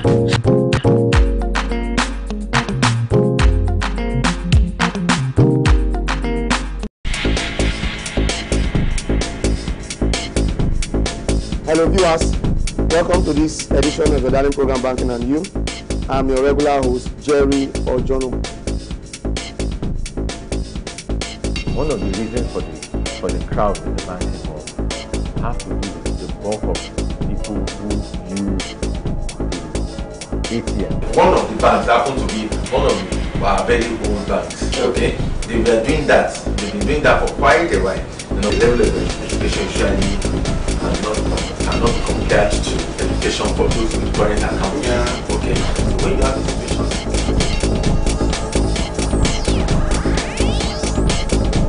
Hello viewers, welcome to this edition of the Darling Program Banking and You. I'm your regular host, Jerry Ojono. With me today, People's Television Nigeria has gone mobile. You can now watch PTV Nigeria on the go anywhere in the world with real-time notifications. Just go to Google Play Store if you're on Android or Apple Store if you're on iOS. Search PTV Nigeria, download, it's free, it's easy. Now you can catch up with the latest news analysis and political discourse on the go. So stay connected with PTV, Nigeria's #1 online TV. As usual, I am excited today. Ewa has done a whole lot for people. I'm not just his baby mama, I am his manager. And we all know that Wizkid had he had numbers of baby mamas. And he said you don't need some leaders of the National Assembly. The worst form of democracy is said to be better than the best form of military regime. We are trying to build political blocks. Just days after he defected from your party, I believe the politics taken too far. Members of the new board of Police Service Commission. You know, that's also the fact that his seat should be declared vacant because we have some states that have experienced, you know, some level of insecurity. The headship or the leadership of the Senate or the House of Representatives. But I have gone beyond that now, beyond partisanship. I don't think a lot of you know the crisis in the RBC. We know that the people of the country are getting more information about what is happening to us. With what you know about the person, you can go ask yourself. But one of the things I've come to observe is that I'm the Agbero. That made me like this Agbero. He don't need PVC. Eh? He don't need PVC. Jesus. I was trying to convince him. News emerged that Jones Abiri, a Bielsa-based journalist, is out on bail. And there's nothing, of course, that makes them to have this guy. As a citizen, first of all, every citizen has the right. What is happening in society, what is happening everywhere around him. From that day, Saraki knew that he was a madman in the APC. He should ask his people who leaked the information. That is his business. This is not the first time JSS was taking over the National Assembly. It may be extremely very difficult to remove a Senate president. But the question is the viability of most of these 91 political parties. Of course, you can't prosecute without investigation. It will be easier for you to have those people with the like minds to join you.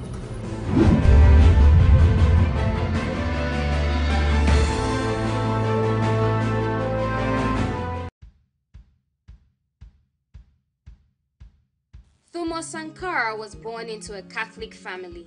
Sankara belonged to an ethnic group that originated with marriage between Mosi men and women from the pastoralist Fulani people. After basic military training in secondary school in 1966, Sankara began his military career at the age of 19, and a year later he was sent to Madagascar for officer training at Antsirabe, where he witnessed popular uprisings in 1971 and 1972. After he returned to Upper Volta in 1972, in 1974 he fought in a border war between Upper Volta and Mali. In 1976, he became the commander of the Commando Training Center in Pau and was appointed Secretary of the State for Information in the military government in September 1981. He attended his first cabinet meeting on a bicycle, but he resigned on April 21, 1982, in opposition to what he saw as the regime's anti-labor drift, declaring misfortune to those who gag the people. After another coup in November 7, 1982, which brought Major Dr. Jean-Baptiste Couedro to power, Sankara became Prime Minister in January 1983, but he was dismissed just after 4 months in office and placed under house arrest with Henri Zongo and Jean-Baptiste Bukari Lingani after a visit by the French president's son and African Affairs advisor Jean-Christophe Mitterrand. His arrest caused a popular uprising. In 1983, a group of revolutionaries seized power on behalf of Sankara in a popularly supported coup in 1983.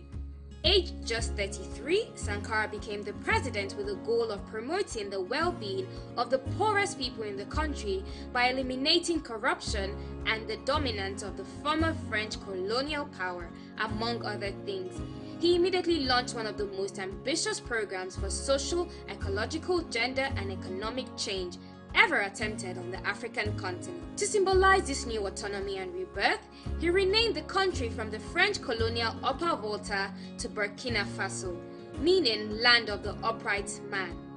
His foreign policies were centered on anti-imperialism, with his government eschewing all foreign aid, pushing for odious debt reduction, nationalizing all land and mineral wealth, and averting the power and influence of the International Monetary Fund and World Bank. His domestic policies were focused on preventing famine with agrarian self-sufficiency and land reform, prioritizing education with a nationwide literacy campaign, and promoting public health by vaccinating 2,500,000 children against meningitis, yellow fever, and measles. Other components of his national agenda included planting over 10 million trees to halt the growing desertification of the Sahel, doubling wheat production by redistributing land from feudal landlords to peasants, suspending rural poll taxes and domestic rent, and establishing an ambitious road and railway construction program to tie the nation together.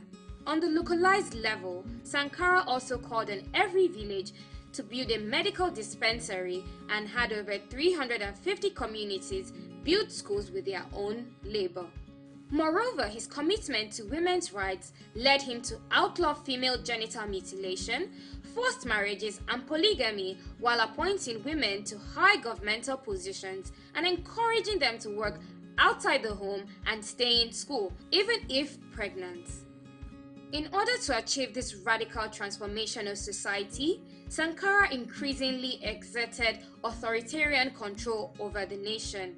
He eventually banned unions and a free press, which he believed could stand in the way of his plans.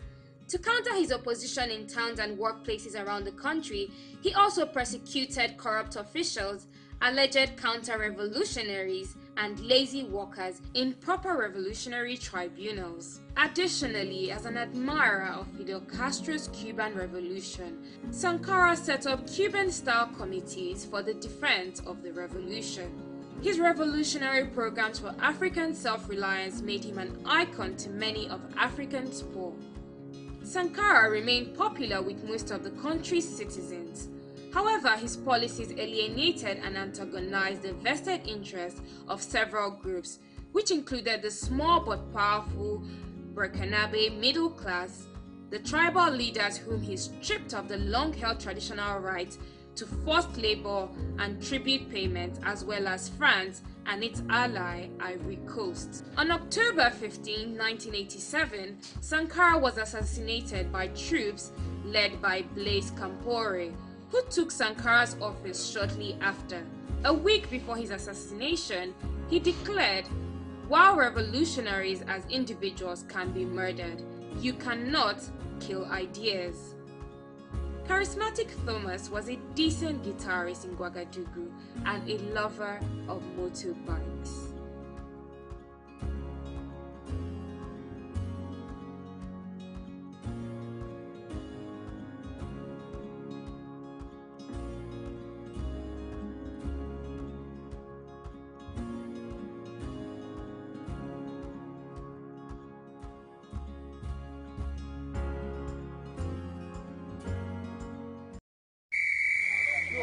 To, da kai da ke da ita da shi da kowa nake so na yi magana da. Me ke faruwa? Kana son karuwa ga ka zaune bakin rijiya amma kana jin ishin ruwa? Gangan jikin siyasa. In ta dangwala ka dangwala na dangwala. Ina amfanin ana yi ba da kai ba? A turancin Najeriya to an gaya maka. No sit down look. Kana sit down kana looking komai na ƙara lalacewa? Ina ka ga daman ƙorafi? Da masu jini a jika ake yi. Watan matasa. Kwankwasa a buɗa ki shige. Dago ka shaki iska ko kalime. Da ƙyar ka sha yafi da ƙyar aka kama ka. No sit down look. Matasa ke siyasa. Yin rajista, karɓi katin zaɓe yana da amfani ƙwarai kwa. No sit down look. No sit down look. No sit down look. Make una no sit down look oh. A popular saying in Nigeria goes that at the time a cockerel matures, it begins to crow to tell the world the time of day. This makes a crucial premise for all of us who have come of age, the youths, to lend our voices to a nation set to flip a new page, like the chance to vote and be voted for, whether being a youth, a woman, or a person with disability, and to do this in unity. And to anyone who hasn't been confident enough to exercise these rights, I beg, step out of the dark and come into the light. I mean, your participating in the electoral process is significant, a moment to behold, like that cock crowing in the morning to tell about a difference. No sit down look. Do something that will count today and be in tomorrow's books. The elections are coming. Register for and get your voter's card, your power card. As a citizen, and especially as a young lady or lad, lend your voice, use your voice, talk, say, and tell the world the time of day.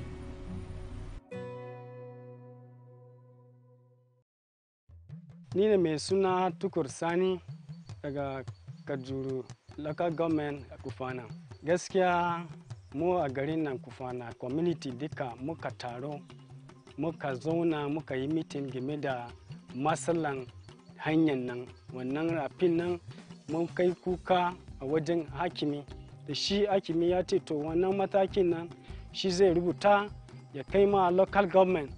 Daga wurin kuma sai member na skip wani kungiya ne na zaman kanta, shi ma wani member ya zo ya shigo da wannan budget na wannan gadan nan tun da dadewa, amma har yanzu ba mu samu cin gaba game da wannan hanyar ba. Har ila yau muna kan rubuta letoti, mun ma rubuta leta waɗanda sun ma fi so 10. This is how we in Kufana, Kajuru local government, Kaduna state, no sit down look.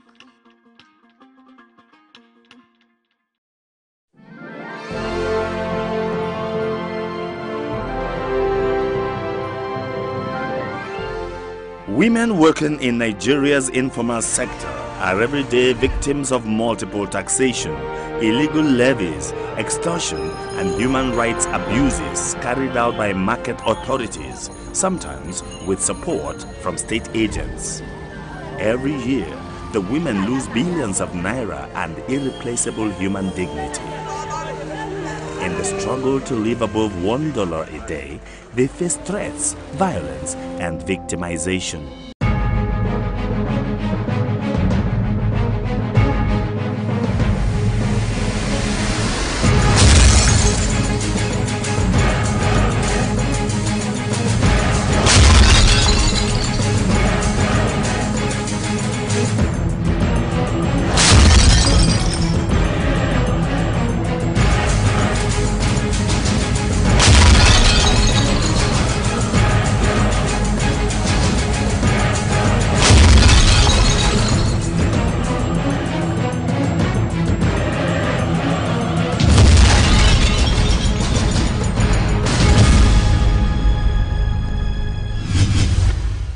Beginning the day 5 o'clock in the morning may be too early for most office workers. But that wee hour is already too late for most of the millions of women working in Nigeria's informal sector. It is a race against time, a determination to squeeze more hours out of the day. It means more profits for some. For others, it is simply a struggle to live above $1 a day if the taxman permits. Onitsha is the commercial nerve center of Anambra State and home to major markets such as Main Market, Ochanja, Osokwodu, Fege, Bright Street, and Headbridge Market. Because merchants come from Cameroon, Niger Republic, and the ECOWAS sub-region to buy goods, Onitsha is referred to as the commercial capital of West Africa.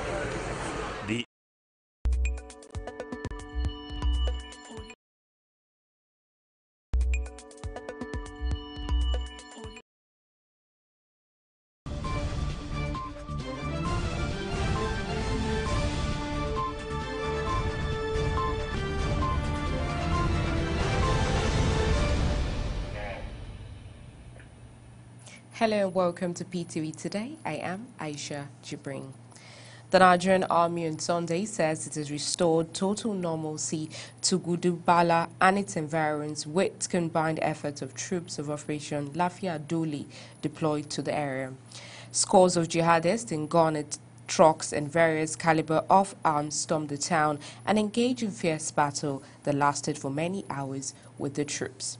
Director Army Public Relations, Brigadier General Texas Chukwu, revealed this in a statement in Maiduguri. He said combined troops of 82 Division Task Force Brigadier and 158 Task Force Battalion conducting counter-insurgency operations in the northeastern Nigeria had encounter with Boko Haram insurgents in Gudumbali in Guzamala local government area of Borno State. However, no human casualty was recorded in the encounter. In reaction to this, Commander Sector 3 Operation Lafia Dole Brigadier General Usem Basi has loaded troops deployed to Gudumbali Guzamala for gallantry repelling Boko Haram attack on the military base on Saturday. Scores of jihadists in gun trucks and carrying various caliber of arms stormed the town and engaged the troops in a fierce battle that lasted for many hours. The fighters were said to be of the Boko Haram faction under the leadership of Abu Masud al-Banawi. The Director, Army Public Relations, Brigadier General Texas, said Basi commended the troops during an assessment visit to Gudumbali. Chukwu provided more details of the incident. He said that the insurgents came to extort, to terrorize law-abiding citizens, as well as attack the military base in the town. However, they met a serious resistance by the gallant troops. He did not disclose the figure of casualties or injuries sustained from both parties during the attack. The presidency has frowned at what it described as improbable and outlandish publication by a national daily on Saturday alleging corruption against the Chief of Staff to the President, Abba Kyari. The publication alleged that Kyari collected 29 million naira bribe from a contractor.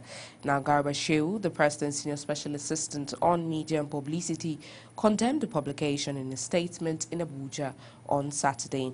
Shehu explained that Kyari did not have any private meetings with the person making those allegations. The presidential spokesman also noted that the supply of 15 Hilux vehicles for the presidency was an unlikely contract to have been awarded, as it did not exist anywhere in the 2016 and 2017 budgets. The Senate President, Bukola Saraki, has appointed Ilemona Onoja as a spokesperson for the presidential campaign organization.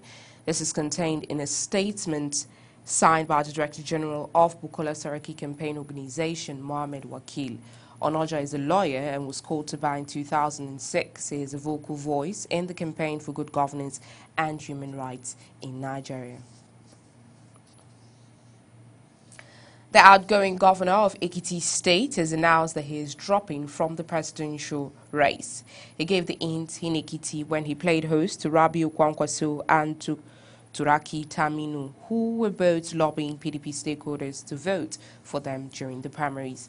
Fayose hinted that he was pulling out of the presidential race out of concern for his deputy, Olutayo Eleka, whose mandate was stolen from him. The national chairman of the All Progressive Congress, Adams Oshomole, has formally received former Kano State Governor Ibrahim Shekarau back into the party. He also expressed happiness over the defection of the one-time presidential candidate from the People's Democratic Party. Oshiomhole made the remark when he paid a visit to the former governor at his personal residence in Kano metropolis. He expressed optimism that the defection of Shekarau to APC would strengthen the party in the state and the country at large.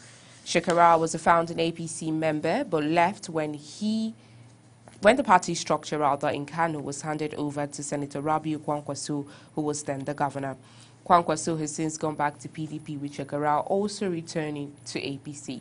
He is expected to formally announce his defection to APC at a grand ceremony at any moment now. The All Progressive Congress has explained the deadline for the sale and submission of the nomination forms for elective positions to Tuesday, September 11th. The previous deadline was Monday, September 10th, 2018. APC spokesman Yakini Nabena did not disclose reasons for the extension of deadline, but noted that all aspirants are to submit duly completed forms to the APC National Secretariat. And the case for House of Assembly, aspirants are expected to return their forms at party state secretariat on or before the close of work of the new deadline. A group known as the All Progressive Congress Stakeholders Aspirants Forum in Kaduna has lashed out at Governor Nasiru El-Rufai over the adoption of the indirect mode of primaries ahead of the 2019 elections. One of the group leader and gubernatorial aspirant, Jalal Falal, said the governor should emulate President Muhammadu Buhari and conduct direct primaries. He explained that his group is not comfortable with indirect primaries because it is prone to manipulation and vote buying. The forum claimed the delegate would only elect money bags and aspirants backed by Governor El-Rufai. Jalal argued that the best way to retain the state is to field candidates that will beat those of other parties. People's Democratic Party presidential hopeful Senator David Mark has canvassed for rancor-free Congress in the party. He cautioned against imposition of candidates at all levels. Senator Mark told party faithful in a statement issued in Abuja to conduct themselves peacefully according to the rules of the game. He noted that as PDP congresses begin on Saturday, he expects party leaders to observe the principle of fairness and justice. Senator Mark stated that he joined the presidential race because he believes he could make a positive difference in the country. He expressed optimism that his roadmap to economic recovery and prosperity tagged 730 model will turn around the economy of the nation within 2 years of his administration if elected president.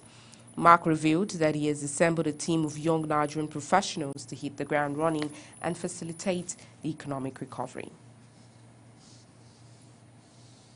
The Independent National Electoral Commission is concerned over what it described as the bad conduct of some political parties. Now, this, it says, is really biting on their finances. INEC Chairman Mahmood Yakub disclosed this at a consultative meeting with political parties. Mahmood spoke in reference with 630 inter-party court cases it had to contend with since 2015. After 2 months, political parties are meeting once again with INEC officials.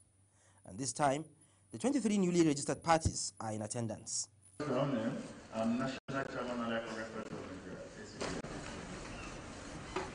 Now that parties are set to hold primaries, INEC is keen on credible processes. The session provided a platform for Mahmood Yakubu to draw attention to what he termed bad conduct of some political parties.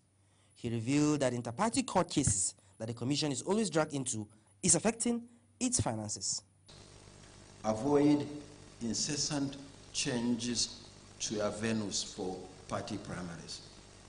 It has happened before when our staff are actually confused in the field. A political party has invited INEC to monitor primaries. A venue will be clearly stated, but close to the election, state branches will now write to say they have changed venues.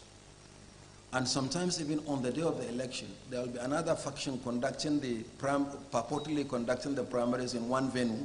The national may be in another venue. At the end of the day, you have 2 reports coming from the states. So please, when you fix a date for your primaries, make sure that this is conveyed, and try as much as possible, unless it is absolutely necessary, to change venues. I hope that is noted. Now, endeavor to have offices in the states. I know that the law doesn't say you must have an office in each state of the federation before you are registered. But where a political party is building candidates for governorship or National Assembly constituencies in a state, that party should endeavor to have an office. Because we know who to relate with, we know where to respond to communication, we know who to talk to at those places. But in many states, some of the parties have no offices, which makes it very difficult when we are conducting primaries to actually find an address and reach out to the political parties accordingly. Next, you should strive to eliminate or at least minimize rancorous primaries so that we don't have to expend resources monitoring same primaries several times. Whenever you serve notice on the commission to monitor your primaries, congresses, or conventions, we incur cost because we pay the DTA of staff that go to monitor these congresses. When it is disrupted and you reschedule, we go back again. In one instance, the primaries were disrupted, they fixed another date, we responded, and then when we responded again, they shifted it by another day. And each time you go to monitor Congress, you have to pay the DTA per diem for the staff. We are still grappling, as at today, with litigation arising from the conduct of party primaries held in December 2014 for the 2015 general elections. Only 2 months ago, the Commission issued a certificate of return to a candidate declared winner of party primaries in 2014. And each time these cases go to court, INEC is joined, and we hire lawyers and we pay them. But these are completely avoidable litigations. Arising from post-election litigations in 2016 alone, we were dragged to court 680 times. INEC is now prepared to name and shame those found wanting. But now there is a new trend to submit the names of candidates without conducting primaries at all. It happened in one of the elections. Political parties submitted the names of candidates without conducting primaries at all. The state where the election was conducted didn't know that the party was conducting primaries. There was no communication between the headquarters of that political party and INEC. But names of candidates were submitted without party primaries. I think we must build a consensus if we want to grow our democracy, that when this kind of thing happens going forward, even though INEC has no power to reject under the law, we are going to name and shame. We'll no longer just keep quiet. We will publish, as we are required to publish the names of candidates, and then we'll have a column. Say, yes, we have accepted, but the party did not conduct primaries. The crisis rocking the Inter-Party Advisory Council also manifested at the session. Ladies and gentlemen, Chairman, and this is the outcome of the election. We're not interested in who has won, who has lost. It's just a procedure. That's why. Secondly, working with you, we also know that after a party election, there is usually a ceremony. Which we are invited. You say you are not inaugurating the new executive, it's a very happy occasion, there is a handing over. So, we expect that all these processes to be applied in the conduct of the election. Please, let us not go back to the situation we were in before, where we hold meetings of political parties and they end up in a rancorous manner, not over tangible issues in the management of political parties or democracy, but over the leadership of an umbrella organization of political parties. Let us not. INEC expressed its commitment to electoral guidelines and timetable, and also assured all registered political parties of a level playing ground. Emmanuel Bagudu, TTV News, Abuja. In the same vein, INEC has warned that it will be on the lookout for vote buyers in the September 22nd Osun governorship elections. The Commission Chairman, Mahmood Yakub, made this known at a consultative meeting with participating political parties. According to Mahmood, INEC will be on the lookout for parties seeking to buy votes during the elections. So I can't conclude without talking about this important issue, and I wish to appeal to the political parties to continue to work with us to ensure that we address this menace. We are looking forward to the Osun State governorship election to make a very definitive statement on vote buying. We are right now working with the security agencies. We shall arrest, we shall prosecute, and make public show of how not to behave in a democracy.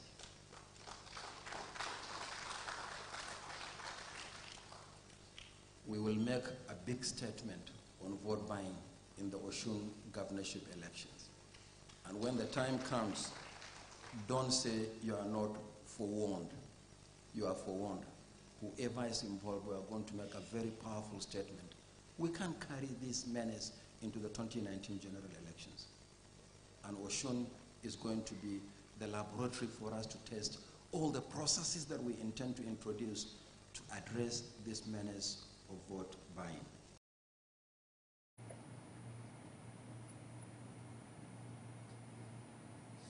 An inferno has killed 3 children from the same parents. The fire disaster occurred in Ado Village, Karu, local government area of Nasarawa State. Though the cause of the fire remains unknown, eyewitnesses says the fire started around 6:30 a.m. on Saturday. Father to the 3 children, Sunday Ugwa, said his wife was at home with the children and had locked the door to buy a recharge card, leaving the children inside the locked room. The FCT Emergency Management Agency says there's no likelihood of earthquake within the territory and the country. This is in the aftermath of reports of earth tremor in Mpape and some parts of the capital city in recent days. FCT residents were alarmed by the sudden shake of the earth in the affected areas, which was the first experience in many years. But the Director General of the agency, Abbas Idris, insists that there is no cause for alarm. According to him, the earth shaking around Mpape and some parts of Maitama district does not imply that the FCT and indeed the country is under threat of earthquake. He added that the agency is in firm control of the situation. The tremor instilled fear in residents, resulting in confusion about the cause of the terrific happening around them. Similarly, in the aftermath of the earth tremors, the Nigerian Geological Survey says the country is not at risk of earthquake. Director General of the agency, Alex Mbegu, also assured Abuja residents that there was no cause for alarm. He said at a press briefing in Abuja that Nigeria is not on the boundary of earthquake. According to the DG, a field survey is ongoing to get more information on the origin of the earth tremor and what triggered it. He also released emergency numbers to report indices of geographical hazard anywhere in Nigeria. The Abuja earth tremor has in the last few days trended on social media, while many Nigerians have reacted and taken to Twitter to share their experience and concerns. Others are calling on God for help.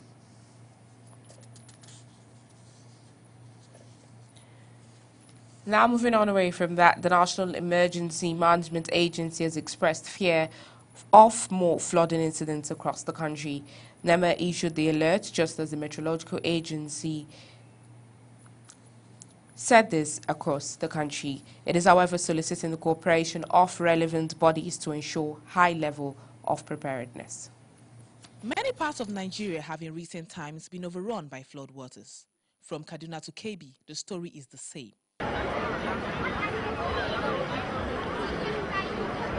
Now, NEMA has summoned an emergency meeting of rescue agencies following the flood alerts. Guinea is what we call Upper Niger. It's divided into 4. This is basically divided into 4. Guinea is Upper Niger. Mali is what we call Inland Delta or Inner Delta. Then Niger is what we call Middle Niger. Anan, where we are, is what we call Lower Niger. We are lucky we have a Shiroro Dam on River Kaduna within Niger State. On Sunday, 1:30 p.m., Shiroro had to open the gate too, making that the 3 dams in Nigeria within this Niger axis, they're already spilling water. And then when we talked with Kainja and Jeba about it yesterday or so, they said water is coming, it's still coming very high. what he has outlined to you as per the flood outlook and the risk states, they should in turn know that yes, it will surely come. Because even in our prediction in March, we did state that the nation should expect rainfall as an intense rainfall between the months of July to September. And with the earliest season coming up, as he mentioned, in Sokoto and Katsina on the 28th of September, which could be on the date, or it could be a little bit above or below, like 5 days interval, negative or positive. And I want to inform us here that yes, from our own monitoring, we were able to tell you that yes, Sokoto State in the next 1 week will definitely experience intense rain.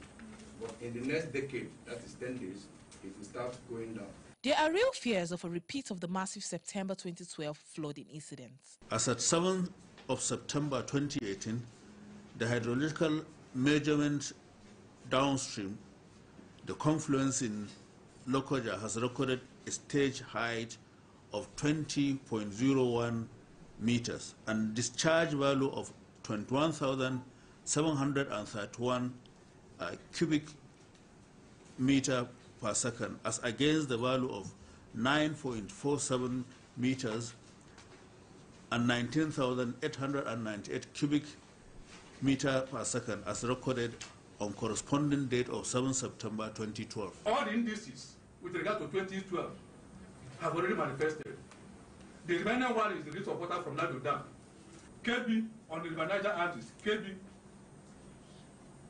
Niger, Kwara, Kogi, Edo, Anambra, Rivers, Bayelsa, and Delta states would experience a river flooding. Then on the Benue axis is Adamawa, Taraba, and Benue that are likely to experience flood, even with or without a release of water from Lado Dam. But if the intensity of rainfall, all three continues, these are the things that are expected.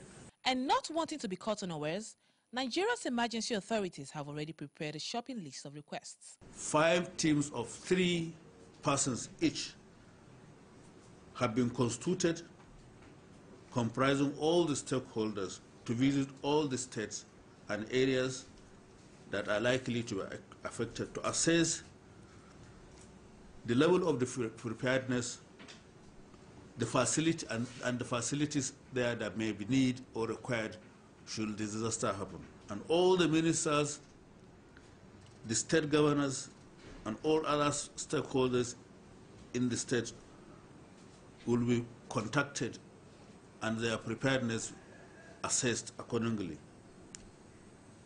to ensure all stakeholders are prepared for well-coordinated and efficient response to flood disaster that may occur.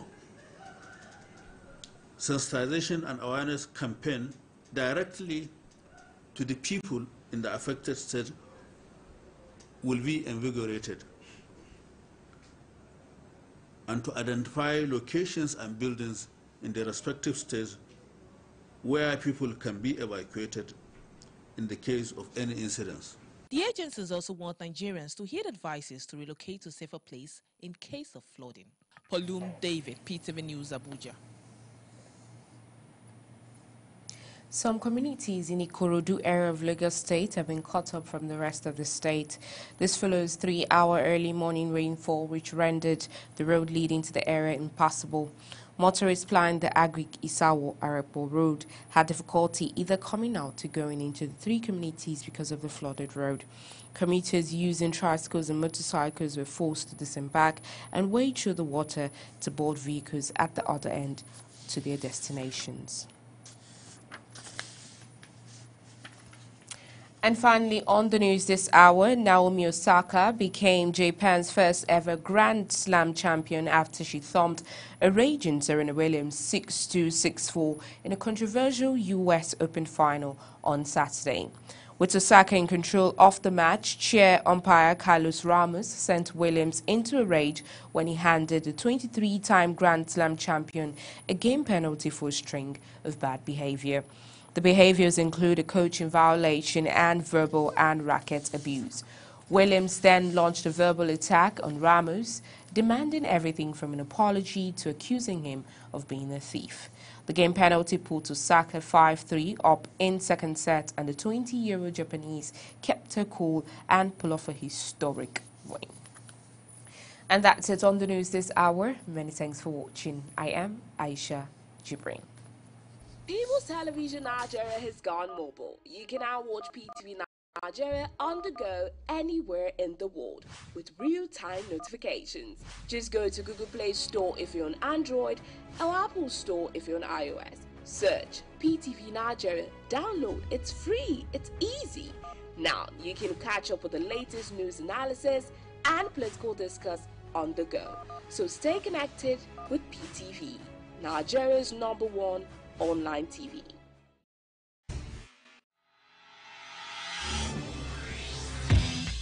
People's Television Nigeria has gone mobile. You can now watch PTV Nigeria on the go anywhere in the world. For real-time notifications, just go to Google Play Store if you're on Android or Apple Store if you're on iOS. Search for PTV Nigeria. Download. It's free. It's easy. And now you can catch up with the latest news analysis and political discourse on the go. So stay connected with PTV, Nigeria's #1 online TV.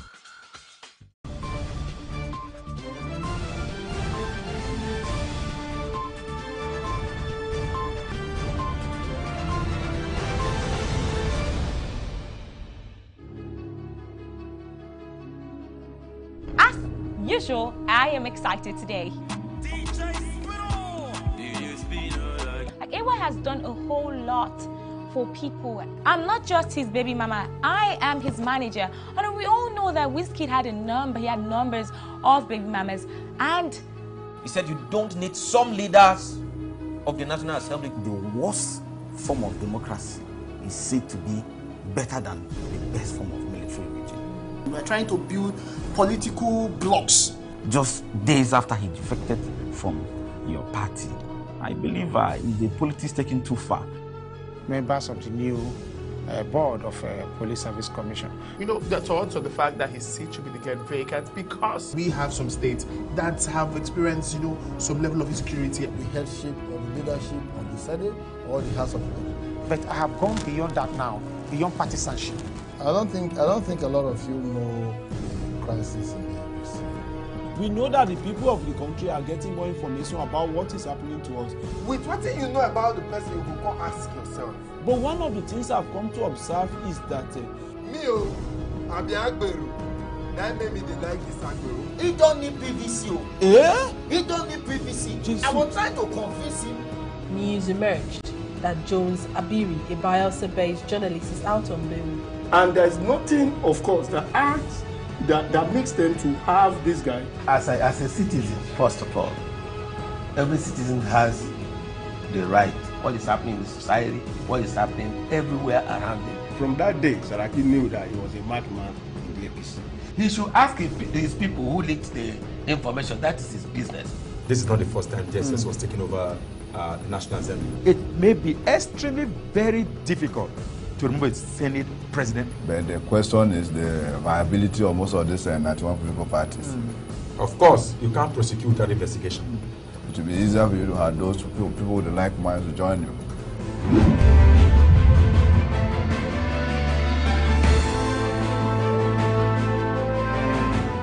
News 24 Extra is taking it up a notch. You can now have news curated to your interest anywhere in the world with real-time notifications.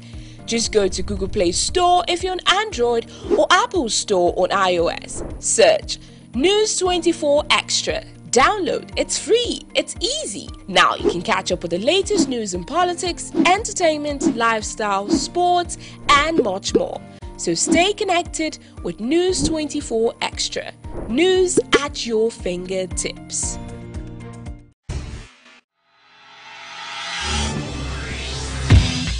People's Television Nigeria has gone mobile. You can now watch PTV Nigeria on the go anywhere in the world. For real-time notifications, just go to Google Play Store if you're on Android or Apple Store if you're on iOS. Search for PTV Nigeria. Download. It's free. It's easy. And now you can catch up with the latest news analysis and political discourse on the go. So stay connected with PTV, Nigeria's #1 online TV.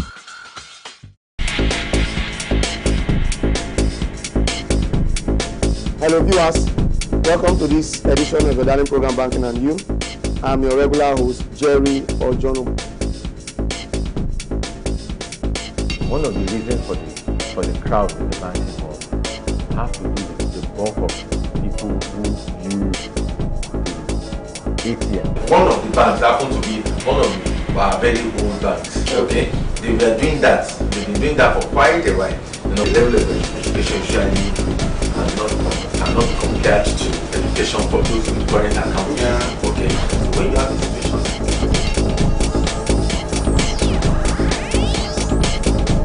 Hello viewers, welcome to this edition of the Darling Program Banking and You. I'm your regular host, Jerry Jonathan. With me today, People's Television Nigeria has gone mobile. You can now watch PTV Nigeria on the go anywhere in the world with real-time notifications. Just go to Google Play Store if you're on Android or Apple Store if you're on iOS. Search PTV Nigeria. Download. It's free. It's easy. Now you can catch up with the latest news analysis and political discourse on the go. So stay connected with PTV, Nigeria's #1 online TV.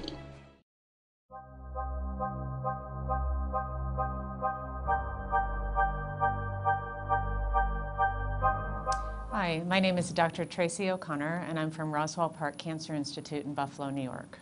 Breast cancer is essentially a disorder of cell growth that can happen in either the ducts or the lobules of the breast. Essentially, cells in the breast begin to grow in an uncontrolled fashion, ultimately gaining the ability to spread throughout the body. It's important that women notice any changes in their breast because these cancers can be very readily treatable if they're picked up early. The major symptom of breast cancer is generally a painless lump in the breast, although some women do have pain when they notice a lump. There can also be changes in the skin, either puckering or dimpling, redness of the skin, and sometimes a nipple discharge. In this environment, often women will have deformity of the breast as the cancer progresses. Unfortunately, breast cancers can spread to other sites like the bone, liver, lung, and cause symptoms including pain. When a cancer spreads to other sites, when it's a very late stage cancer, what we call a stage 4 cancer, it's no longer able to be cured, although it can still be treated or tried to be managed. So it's just really important that women are diagnosed early with the first notice of a change in the breast, that they report that to their physician, because at that stage they are highly curable.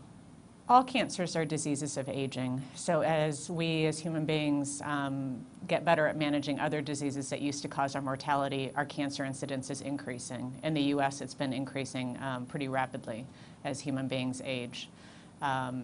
As we get older, we accumulate many more exposures to things that ultimately can cause cell changes and cause cancers to occur.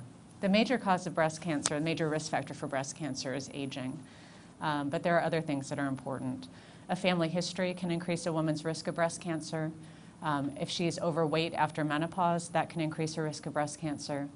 Many of the changes that happen as women advance in society are associated with an increased breast cancer as we adopt a more Western style of life. Things like having fewer children, being younger at the time you get your first period, being older at the time that you go through menopause. So putting all of these together, a woman can help with her physician determine what her risk is. Ideally, women will begin having mammograms between the age of 40 and 45, and we generally recommend that they do this once a year. But another really good screening test, if mammography is not available or is not able to be afforded, is for a woman to check her breasts once a month and to report any changes promptly to her physician. In the United States, even in a high screening environment, 40% of breast cancers are diagnosed by women noticing a lump in their own breast. It is not contagious, so breast cancer cannot be transmitted from one person to another. Some cancers do have the ability to be started by a virus. We've been talking a lot on this trip about the human papillomavirus, or HPV. This is a virus that's associated with both head and neck cancer and cervical cancer. And the reason we've been talking about it is that it is preventable with a vaccine if individuals are vaccinated before they become sexually active. So that's a very important public health measure that could be advocated for in this country. So if we catch it early, women are cured and they can live out a normal lifespan. So in the United States, 90% approximately of women who present with a breast cancer can go on to live a normal lifespan. So that's why it's so important to catch it early. I usually would recommend that people start with their primary care physician. Until a woman is actually diagnosed with a cancer, she does not need to see an oncologist. So following up with her primary care physician or obstetrician gynecologist would probably be a good option. So it feels to me from talking to women in Nigeria, there's a great deal of fear and stigma surrounding a cancer diagnosis. And I would encourage women to take control of the situation, to recognize that breast cancer is highly curable if it's caught early and treated by the right professionals, to check their breasts regularly and really to pursue cancer screening with mammograms once a year so that they can be diagnosed early, be treated, and go on to live a long and fruitful life. I think that the knowledge in Nigeria is actually very good. There's a lot of breast cancer here and physicians certainly know how to treat it. The major barriers are the fact that many women have difficulty affording care. Sometimes care is unavailable, such as radiotherapy or access to chemotherapy agents. And there's a great deal of delayed presentation. So rather than presenting with a very early, very curable breast cancer in Nigeria, many women delay seeking treatment, either because they can't afford it or they're frightened. And when you delay treatment, that's when your outcome is not as good. So it's not as if the physicians here lack any skills or knowledge. It's that the system is working against them while they're trying to take care of their patients. It seems like the general level of knowledge and awareness is quite low in Nigeria among the population. So I think education is really key to get the word out that there is screening available for cancer, that it is not a death sentence, that with proper treatment and early diagnosis, this is a curable problem for people. And to support cancer patients rather than stigmatize the disease. People who are diagnosed with cancer need compassion and support to get through their treatment. This is not a contagious problem, and these patients deserve our care and support. I try to be very encouraging with my patients. We often talk about ourselves in oncology as being big cheerleaders. We're really there to support them, help them get through treatment, work with them psychologically, to get the right mindset to get through therapy. But in general, the patients that I care for with cancer are a lovely group of women who deserve the very best care. And the women in this country deserve the same level of care that we're able to give in the States. I would like to see better infrastructure and better support, some sort of public insurance program for the people of Nigeria, especially in regards to cancer care.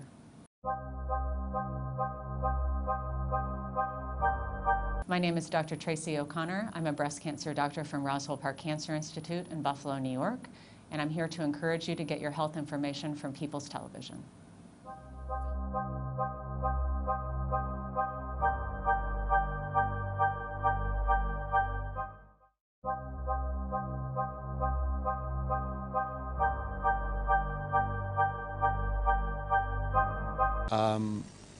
Vote buying is an offense under the Electoral Act 2010 as amended, and it falls under bribery, and the law frowns at it. It is bad for the electoral process. It is bad for our democracy. It is something that political parties shouldn't be engaging in. For us, it's an indication that our processes have been so strengthened that the political parties are now aware that it is very difficult, if not impossible, to rig elections. They have seen that it's a waste of time to snatch ballot boxes or to attack our staff at polling units or attempt to force some result they must have manufactured somewhere on us, because the processes are strengthened, they are strong, and they are foolproof. So I think what they now resort to for those who engage in it is to try and persuade voters on the election day by trying to give them some money as an incentive to sway their minds to vote for their own party. And it is not right. We are determined to tackle it. We already, the chairman of INEC has asked the Inspector General of Police for assistance, and that is being done. And we are also stepping up the process by asking political parties. During our meetings, we have been emphasizing on the need for them to respect provisions of the law so that this democracy that we are nurturing will succeed, and we have that commitment from them. Even when we are registering new political parties, we also try to emphasize this necessity to follow the due process and to follow the law. And of course, we're also stepping up the voter education element by appealing to Nigerians that it is not right for you to sell your vote, because when you sell your vote, you know you cannot ask questions over the next 4 years, and you cannot hold the politician accountable, because he can then easily tell you that he has paid for your vote and you cannot question him. And for us, it's even, you know, an insult for somebody to offer you 4,000 or 5,000 naira for you to vote for me. I mean, is that what you are really worth? Is that what your vote is worth? So these are the kind of things that we want to encourage Nigerians not to, you know, give in to this pressure by some politicians to make them commit what in any case is an offense. Vote buying has been with us for many, many years. It's not a new phenomenon. It's been there for a long time. It's just that now it's becoming probably stronger than what it used to be. Ballot box snatching is also an old phenomenon. It's not new. All of these things are grouped under electoral violence. And the purpose of everything is to either disrupt the election itself or to sway votes in favor of your political party, and that's why you engage in all these things. But these things are wrong, because what the law envisages is not just those who commit the offense, it's not just the taker and the giver.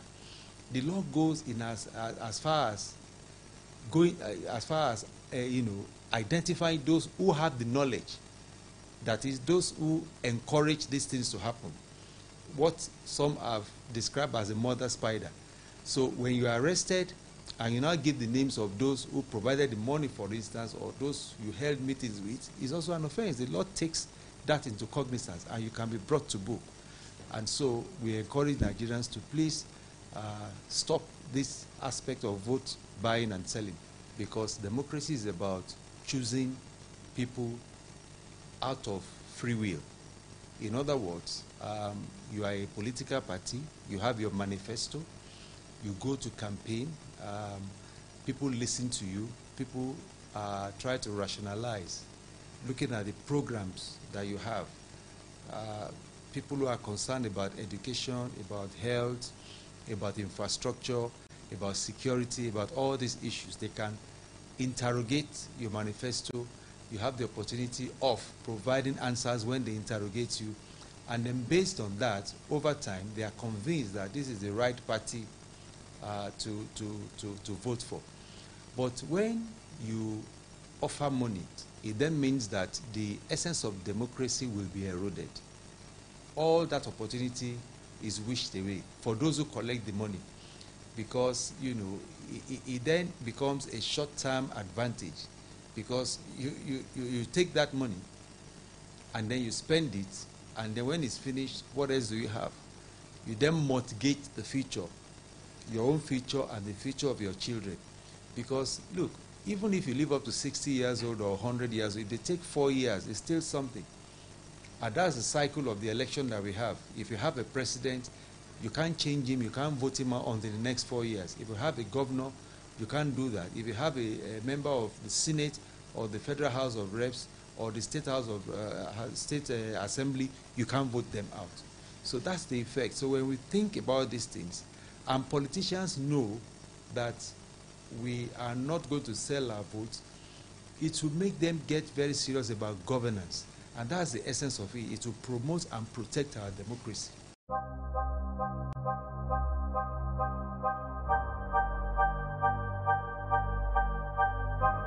My name is Rotimi Ekomi. I work with INEC. We have, since 2017, registered over 12 million Nigerians. We still have quite a number of uncollected PVCs. We have just about 500,000 collected. We have about 7 million uncollected. So we appeal to Nigerians to please collect their PVCs. We also want to appeal to Nigerians not to engage in vote buying and selling. Not good for our democracy at all. Please express your choice freely. Don't engage in violence, especially to our youth. Don't allow politicians to persuade you to engage in any form of violence. It's not good for this country. Democracy is about choice.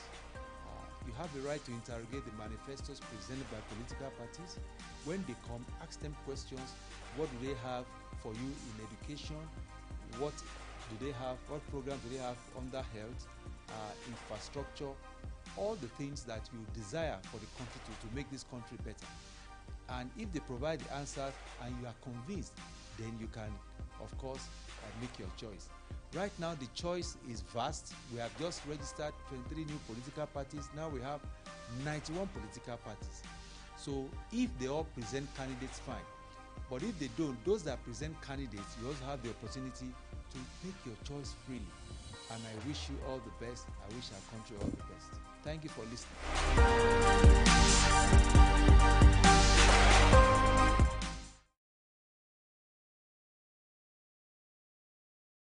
I don't believe so. Since how many years now? I don't want to talk. Ah, where? Today I've been there.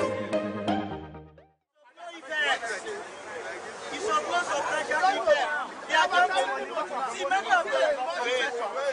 It's a typical lie. Many of those that are even defected, how many of them have value in their state?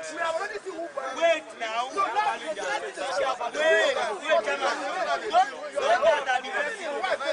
Those that are defective. How much are they valued in their home? Everybody know Saraki is a PDP from day one. You understand?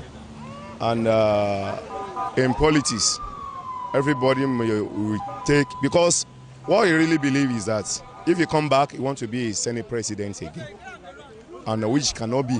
Even this present Senate president that he's doing, assuming South or Southeast, they have Senate from APC. One will march as Senate president because we have 3 regions in Nigeria: Yoruba, Hausa, and Igbo. You get what I'm saying? Now, I do negotiation with APC that if they come back, are they going to give him Senate president? Which answer is no. Do you understand? And it discussed with the PDP, where I can see the soft landing. And I believe that was the reason why he moved to PDP. We know quite well that Saraki is a master planner. He's a game planner. He came in as Senate president without the authority of the party, the APC, interested in him to be the Senate president. But he used his abracadabra, sort of, to come in as Senate president. And since then, this government has never seen the light of the day, because it's like it's one leg in PDP, another leg in the APC since he came in. That's what we have been witnessing. That is why this government is not moving forward. Let's tell ourselves the truth and the blatant truth. The government is not moving forward because an opposition is in the party, is within the system, within the party. Anything the executive wants to do, the Senate will not want to approve it. So it's causing some delay. There are a lot of problems. You know, Nigeria politics, little by little, will get it right. To me, Nigeria, we are just celebrating the capitalists, the achievers. You understand me? We are not celebrating the ideology. Any person that come to this country telling Nigeria where to go, the way forward, become the enemy of Nigeria. You understand me? When they are forming APC, we are all clapping that, oh, we are expecting a better change. We know where we are, and then today, everybody can set the level that... When Senate President emerged as a Senate President, since then, the journey have not been sweet for him.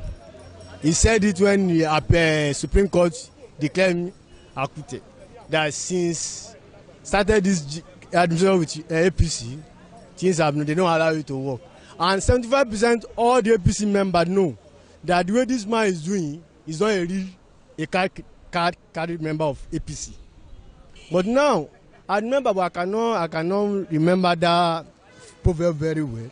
When I read on Awo, said that the difference between water and oil. When the time comes, the water will go is right, while the oil will go the left. So that is it's time for him to leave, because go back to Kwara State too. The environment is not conducive for him. Even federal too, the environment is not conducive for him. Let him go back to the Poverty Development Party, because almost about 16 years they don't do us well in this country. So even youth, there's some youth now, they'll be mobilizing, they'll be shouting, PDP, I'll just be looking at them, be laughing. Because you worship wet. You forget our future. If you want to see a sample now, let somebody just bring 2,000 and 1,000 here now. If everybody say change. If you make the person give another PDP come, other party come, they say the same thing. Where are we going? The Senate President camping from the president, from his former party to the present party, which is PDP. What I have to say about that issue is that, so many people, they are looking at his faults. Some are blowing their grammar, bringing out their philosophies, one philosophy or the other, and they are blaming him. The question we Nigeria have to ask ourselves about this issue is that when you see somebody running away from one place to another, you yourself, you should ask yourself, why is this person running away? Either the place he's staying is no longer favoring him, or the place he's staying is being well corrupt, that he cannot endure in that place, and that is why he has run from that place to another place. Now, the Senate President has run away from APC. Then the issue now is, what is APC doing? What is APC contributing? Which help is APC giving to we Nigerians at the moment? That is the question we need to ask ourselves. The defection of Senate President is expected, you understand, because a situation whereby some people are using some certain ideology of investing, paddling and sorts of things, you understand. If they don't feel the same where they are, if the house did not contain them, they will leave it. It's like you leave Ghana to Nigeria and you discover that the problem you are facing in Nigeria is more than what is happening in Ghana. You will go back to where you were coming from, you understand. These people we are talking about, they are PDP in APC. They called them G7 those days, and they match with APC to come to the government. Some of them are even thinking within themselves they are very powerful. I want to tell you today is false. Look at Muazu Babangida Aliyu, the Taliban of former governor of Niger State. He was the former governor of PDP Forum. Where is he today? He even lost his senatorial election, you understand. People like Saraki, they ride on Buhari, but they felt that they are somebody important. Let me tell you something. At the earlier of this government, you discovered that Bukola Saraki betrayed his party. By what? By conniving with opposition to come in government, making what has never happened in the history of Nigeria, the opposition becoming the Senate President. That is a fatal position. You trade it for your service and greatness interest. Since how many years now? I don't want to talk. Ah, where? Today I've been there.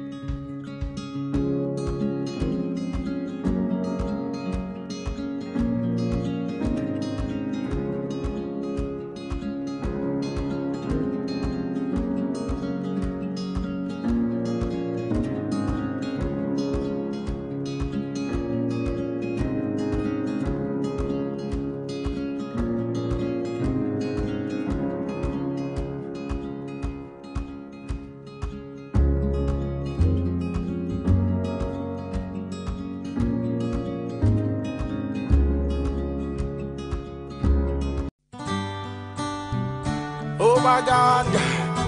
Oh, oh, Election is when we elect our leaders who represent us. And election is my right as a citizen of this country. Election is a voting process. Election is a voting process, like vote a candidate for a leadership. So we need something to work in this country. My voter's card has power because it is my right. It is my right, and nobody can buy it. I dedicate this one to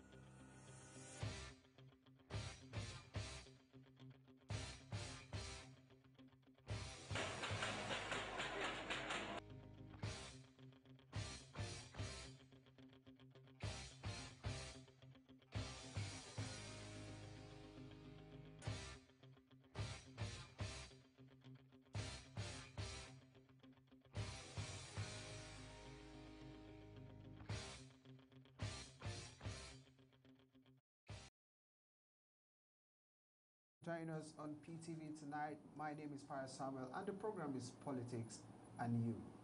Are you aware that it's just a few months to the 2019 general elections? And how are you preparing in ensuring that you vote the right candidate? On Politics and You, we discuss issues surrounding politics and how it affects us as citizens. Now, today we will be looking at the Muhammadu Buhari-led federal government 3 years down the line. Have they been able to fulfill all their campaign promises? Or have they been able to satisfy your pleasures as it relates to development, security, economy, and otherwise? All right, to do justice to this topic, I have with me Chukwudi Enekwechi. I hope I got that right. Yes, good evening and thanks for joining us. Thank you very much. All right. All right, Chukwudi is a journalist and also a politician. All right, very quickly, let's look at the 2019 general election vis-a-vis the promise of the APC-led federal government anchored by President Muhammadu Buhari. Will you say you are satisfied? Oh, definitely. I would say that I'm satisfied that 3 years down the line, this administration under President Muhammadu Buhari has laid the necessary foundation for Nigeria to proceed on different developmental strides. If you check when he came into office, at that point, the Boko Haram insurgency was almost at a very high level. But today, you don't notice any kind of attacks going on in the Federal Capital Territory. You remember there was Nyanya attack. You remember there was Kuje attack. There was United Nations attack. All happened before he came in. But because he promised that he will tackle insecurity in Nigeria, I can tell you that today, Nigerians can sleep with their 2 eyes closed. That's number one. Number two, if you check the infrastructural development going on in the country, I'm surprised that the media has not actually paid due attention to the developmental strides being carried out by this administration. Across the geopolitical zones, this administration under the President Muhammadu Buhari is doing a lot of work. A lot of road construction is going on. A lot of railway projects are going on. If you talk about road construction, are you talking about new projects or the ones that the previous administration, contracted and never completed because they were voted out? Which one are you talking about? Both new and old. Don't forget that. I will give you instances. Don't forget that the Enugu-Port Harcourt Road has been there for almost a decade. But today, significant progress has been made there. Don't forget that Lagos-Ibadan has been there with all the litigations going on before he came in. Today, he has been able to make significant impact on that road. Look at Enugu-Onitsha. Look at Lokoja, Abuja Road. With the Sukuk Fund that they were able to deploy 16 billion per zone, most of these roads are receiving due attention. And I can tell you that if he has opportunity to be re-elected, Nigeria will be a change place in terms of developmental activities, in terms of railways, in terms of roads, road infrastructure, in terms of power, and in terms of security. So I think that this administration, 3 years down the line, should be giving credit, and indeed can get credit for the work they have done. All right, they can get credit for the work they have done. But are you also satisfied in areas of the economy? Because as we speak, an average Nigerian will tell you that he's going hungry, and that's the language in town. Are you satisfied in the way he's tackling issues with the economy? I must say that I am satisfied because when he came in, he met some teething problems, such as the drop in oil price, which was about 114 before he came in, but as at the time he came in, it dropped as low as $40. We are lucky that today it is surging up to about $70 or more. So these were some of the things that affected the economy. They are natural forces, and they cannot be attributed to him. But generally speaking, I can say that the economy is picking up. Even if you look at the statistics being reeled out by various credible agencies, you will realize that Nigeria is making progress in the area of economy. Look at the FDIs, foreign direct investments that are flowing in. Look at the appreciation of the dollar against, the appreciation of the naira against the dollar. These are all indicators that the economy is actually improving. All right, what will you say about job employment? Unemployment? Yes, unemployment. Well, let me say that unemployment cannot be tackled in one fell swoop. There are a lot of factors that contribute to providing employment for the populace. One of them is injecting money into the economy. For instance, when you start construction of roads, railways, and other economic activities, there will be more multifaceted impact on the populace. People will get employment, people will be engaged in various economic activities, and that is exactly what the government is doing. They are creating the enabling environment to enable the jobs be available for people to actually be engaged. And then you look at the agricultural sector. If anybody is serious, a lot of incentives are being provided in the agricultural sector of the economy. And I personally expect that people should key into the agricultural program of this administration, and they will be able to feed themselves. Rome was not built in a day. So already the agricultural program is gaining momentum, and people are beginning to understand and see the need for them to participate. And there are a lot of bank loan facilities that they can actually tap into in order for them to progress in that area. Okay, in the area of job creation, you talked about direct investment coming into the country. Now, foreign direct investment coming into the country. Now, are you satisfied with the way, some of the factors that can also provide jobs for the teeming populace? Are you worried that some of these elements are not put in place? For example, power supply. We have serious challenge in the areas of power supply. Like where I stay for like a week and stay counting, power has been a serious issue. Are you worried in that particular direction? Well, power has been a problem before he came in. But I'm also happy that the Minister of Power and the President Muhammad Buhari administration has made significant impact in terms of improving the power situation. I, for instance, I enjoy power most every day where I stay. Yeah, maybe you live in the Highbrow area. No, it doesn't follow really. It doesn't follow. But the report I'm getting across the country is that power has improved. Perhaps in your area, there might be a peculiar problem that is affecting the area. And that is what your community must be able to sort out. But generally speaking, power has surged up to 7,000 megawatts as at today, as at this year. Okay, you talked about job creation by this administration, but the Bureau of the National Bureau of Statistics came out to tell Nigerians that about 4.58 million Nigerians lost their jobs under President Muhammadu Buhari. Are you worried? I haven't seen the statistics, but the information. Well, you can check. The information there. I personally have. Yes. Is that actually employment? There's employment growth.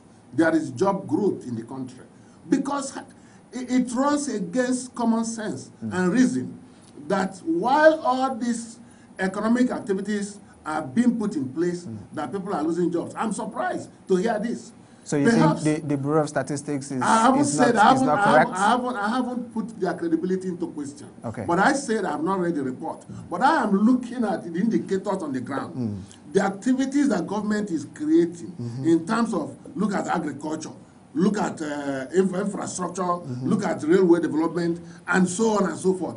You can't be doing all of this and people will be losing their jobs.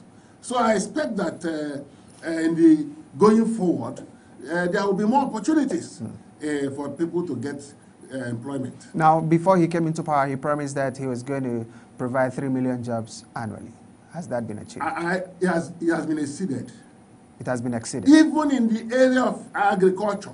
If you go to Ebonyi State, if you go to Kebbi State, if you go to Ogun State or Kaduna State, you will see more people engaged in agriculture, and they run into hundreds of thousands and millions.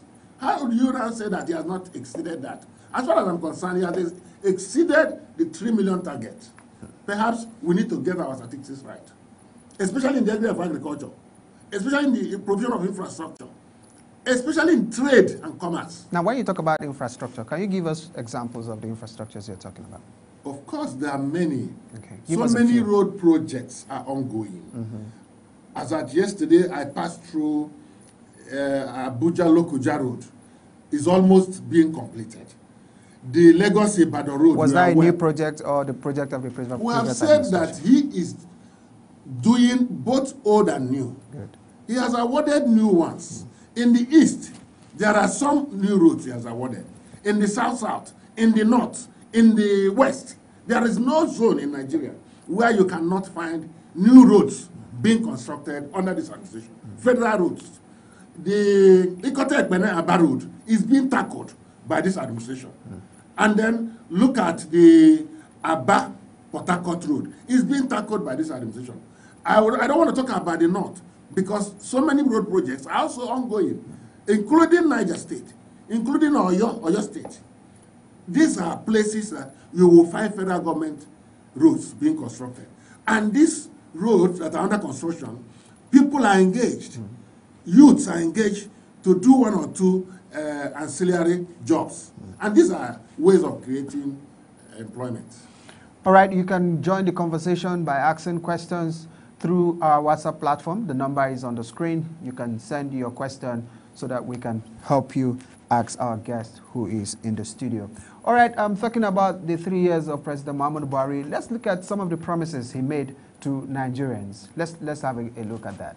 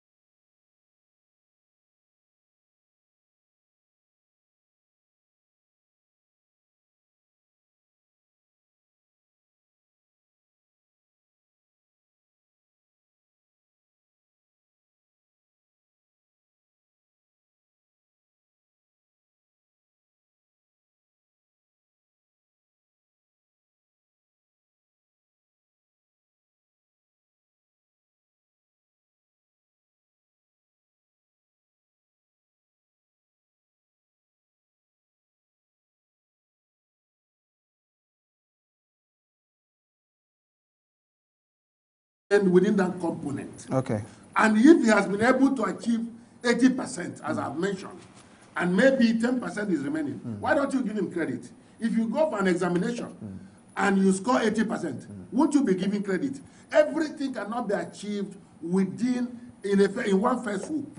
I think it's a program, like you said. It's a phased program. Okay. And there are different phases are being attended to. Okay, different phases are being attended to. That's coming from my guest, Chuka. Now, let's look at, joining us again in the studio right now is Austin Usman. He is a political analyst. Austin, thank you for finding that time to be here. You're welcome. Yeah, we're looking at 3 years of Buhari's administration and making a review about, some of the achievements he has made so far. And then we're also looking at, possibilities of ensuring that the next couple of months or the next couple of weeks, more dividends of democracy, will reach the people. Now, Austin, I know you are also a politician and also someone who has been following, this administration closely. Now, we're trying to look at some of the campaign promises that Buhari made. Before you came into the studio, I also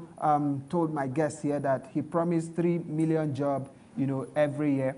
Has that been achieved? He gave his own position. I want to know exactly what's your thought as far as job creation is concerned by this administration. Yeah, thank you, producer. Yeah. Just as I keep saying in this program, Nigeria is in this situation today because we over-politicize everything. You can see that the person of President Muhammad Buhari is a man of integrity before 2015. Okay. He made several promises, but we are yet to see one thing that we can point out as an achievement of this very government. This data we have from the National Bureau of Statistics is that over 6 million jobs have been lost under this very administration. And this is the same government that promised 3 million jobs every year. We should be able to match our leader with their wealth. Several promises. They promised equating naira to dollar. Today, naira is permanently at 360. Nobody is discussing that. They talk of addressing this issue of insecurity. Today, killing has become a normal thing. Though the previous government, there was also so many people blame them of insecurity. But there was a change in government, thinking that the incoming of President Muhammad Buhari will address the spate of killing. But unfortunately, the reverse is the case. When I talk of the interest-free loan, where are they?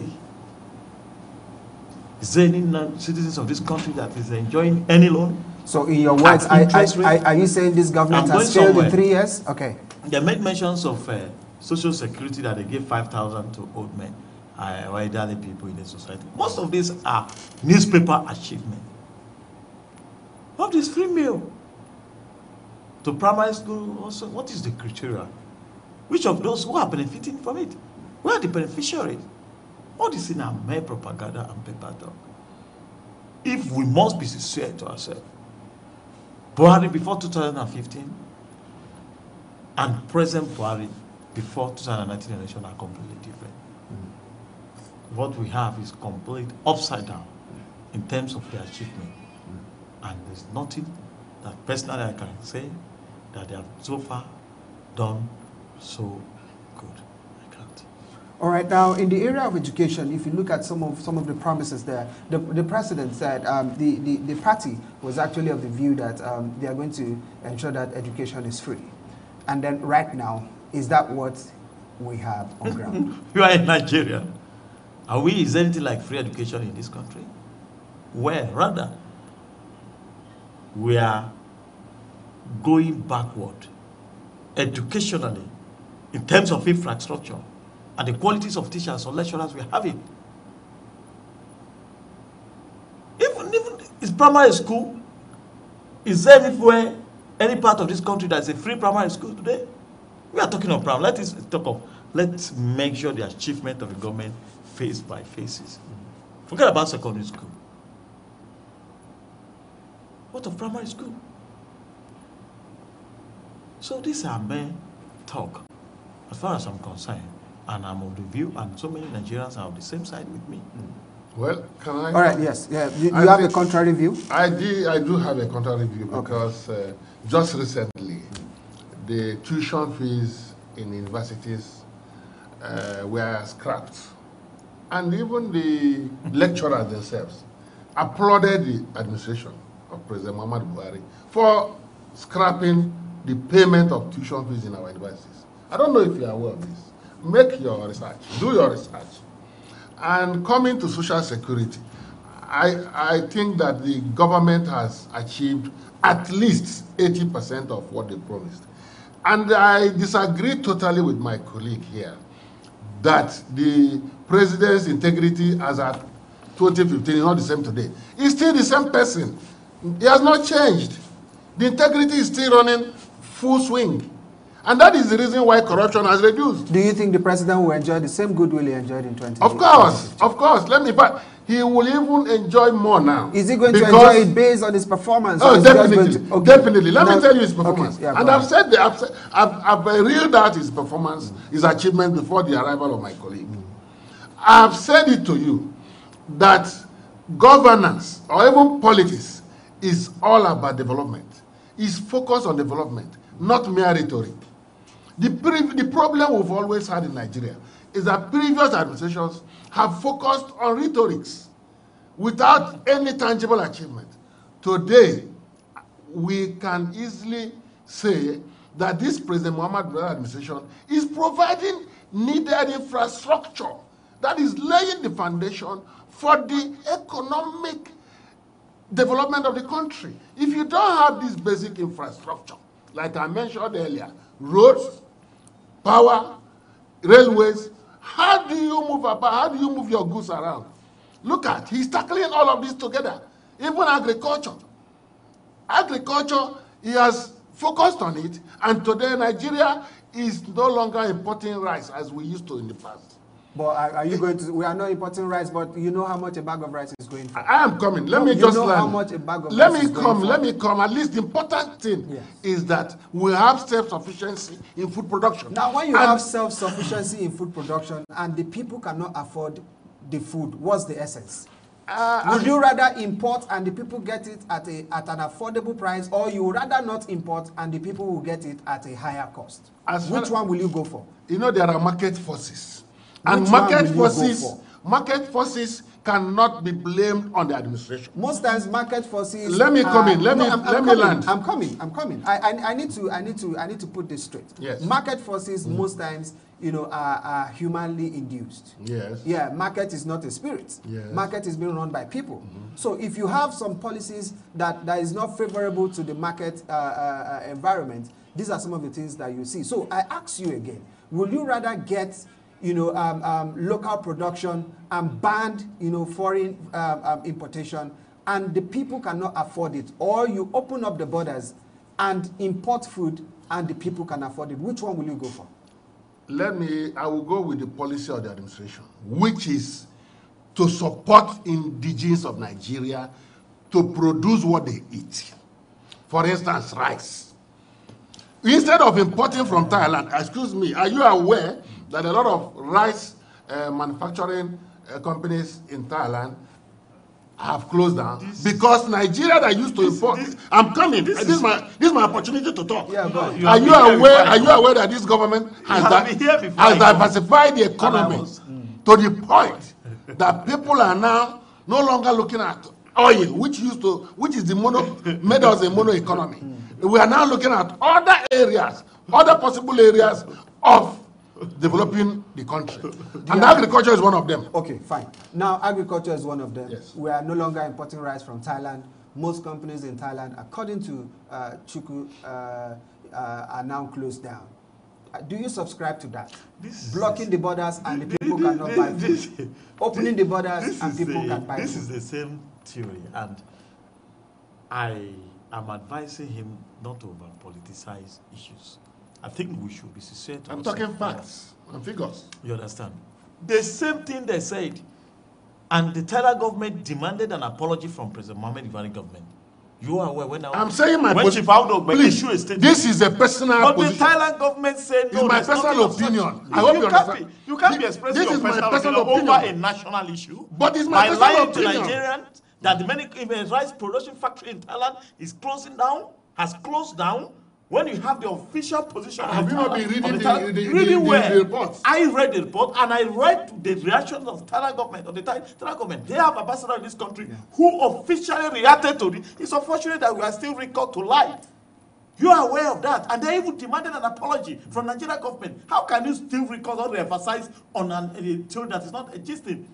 Talking of this, you are aware that Nigeria is one of the largest markets in Africa in terms of populations and others. You can't just come down and initiate a policy without creating an enable environment for the alternative orders. What am I trying to say in a sense is that before the shutdown or the close down of the border or stoppage of the importations of rice from the foreign rice, what effort has this government put in place? In the era of during the time of President Jonathan, you can see we're doing well.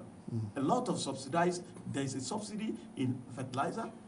And we have a very a good seed that you can think of that is being given to the farmers by the Ministry of Agriculture. Today, there's no any policy like that. So what we are having now is that how can we import rice when the farmers are being stopped from going to farm? You are aware of the farmers and herdsmen crisis. The Benue that used to produce the food baskets of the nation in the time today is no longer the food basket of the nation. What is he saying about? Okay, let me comment. I hope you give me opportunity to respond. Look at Kogi State. Kogi used to produce rice. I mean, what is the cashew? We import cashew. I mean, we export cashew. Today, because of the policy, most of the cashew taken from Kogi are still in Apapa there. Because of the custom policies and the federal Okay. policies. Now listen to this WhatsApp message coming from Abe from the University of Abuja. He said, your guest doesn't reside in Nigeria. That's why he is supporting Buhari like this. Tell him that Buhari will lose woefully in 2019. That is coming from Abe from the University of Abuja. Abe, thank you for your contribution. So just go ahead. Well, you just selected one message. No, look at it. I can show it to you. Let me quickly disagree with Abe. Okay. That the president will win overwhelmingly because we need him to win so that corruption will be wiped out of this country. Okay. Permanently. Okay. And already the consciousness is there that you don't need to be corrupt. And you can see that people are adjusting. They are gradually adjusting to the system of not being corrupt. Corruption has been the greatest impediment to our progress. Okay. That's number one. And he's fighting it. Number two is that insecurity. Yes, I agree that there are few cases of insecurity in the middle, in the Benue. But again, the president has taken proactive measures to tackle the problem. How? And we can see that the problem has is coming down. Drastically. Let me finish. No. And then, how can you talk about employment and the rest of it when you know that diversification of the economy is an enabler for job creation? What is it diversified? When you diversify the economy away from our dependence on one product, which is oil, the tendency is that people will find other ways of creating jobs for the people. All right, let me, economic activities. Yeah, hold your thoughts there. Please, the numbers on your screen are not meant to be called. It's just basically for WhatsApp messages. So please don't call that number. Just send your WhatsApp message and we will read it. We just read that of Abi, and he has contributed on the program. So please send your WhatsApp message. Yes, back to you, Austin. He said the president has diversified the economy. Diversified the economy to what is our exporting, the importation figures. Do we have any product we are taking outside this country that meet international standards? Oh, yes, a lot. Okay, like what? Let me tell you, if you allow me to answer you. Yes, in 1 minute. I have a friend, a younger friend of mine, who has exported 100 containers of products. What product? From the northern part of the country to the United States. What product? When you see, relax. No, we don't have time. When you talk about let me react to issues. What they used to do. Okay, just hold your thoughts. Just hold your thoughts. Yeah, let's go. We shouldn't over-politicize. You have to be specific. Be patient. He said that they import product and he doesn't have them. I want to react to the exports. Thank you, and there's no name. I want to react to the issue of insecurity that he said. He said there was a little insecurity in Benue, and today the president is proactive. I'm so disappointed that we can be deceiving ourselves to this extent. You are aware of the national positions of the national security meeting that held with between the president and the national and the chief and the security, the service chiefs the day before yesterday. And what was the position of the defense? The Minister of Defense responsibly said that the state of Benue, the state of what's his name, Taraba, and Ekiti should stop the anti-grazing bill, which everybody was so disappointed. They're thinking as if a grazing bill was enacted simply because somebody or a state like Benue, Taraba, and Ekiti want to punish the Fulani herdsmen. No. It is because of unabated killing. There have been regular issues of killing. Let me say that the Minister of Defense only made a suggestion. He only made a suggestion on ways. The Minister of Defense is from Zamfara. On ways of... And today, the rate of killing in Zamfara is more than that of Benue. Yeah. Is there anything like anti-grazing bill in Zamfara? How can a Minister of Defense say that the state of Benue and Taraba should relax anti-grazing? That shows the government don't even know what is happening. And it's unfortunate that the person occupying such a sensitive position can come on to play over our intelligence. But that's what he's saying here. Yesterday, immediately the minister issued that statement, over 12 people were killed in Logo in Goma in Benue State over the night. So what are we talking about? When the government cannot protect the life and the property of his, that government is as good as a failed government. And this is what is sworn into the oath of the office, that he will protect us. And today people are being killed every day, and somebody will come and tell us that the government is proactive. In 3 years, has Buhari failed or he has done well? The Buhari administration has succeeded. And I must say that it's unfortunate there were killings in Benue State. Very unfortunate. Every human right. Why can't he allow me to talk? Why can't he allow me to talk? There's a killing in Taraba. There's a killing in Zamfara. Can't you allow me to talk? Nigerians are watching us. They are monitoring us. Yeah. Let's go ahead. Go ahead. Every human life matters. All of us are not happy with what happened. And we commiserate with the families. Very unfortunate, really. But what I am saying, is that it was merely a suggestion coming from the minister. It's not a policy statement. So okay. Hold your thoughts there. We have another tweet here. Is your guest aware of the latest rating of Mr. President? Popularity released recently. Your guest is not speaking the truth. The only good thing that this president has done rightly is fighting his political enemies. That's also coming from the University of Abuja. Let me answer him. Yes, go ahead. Yeah, react.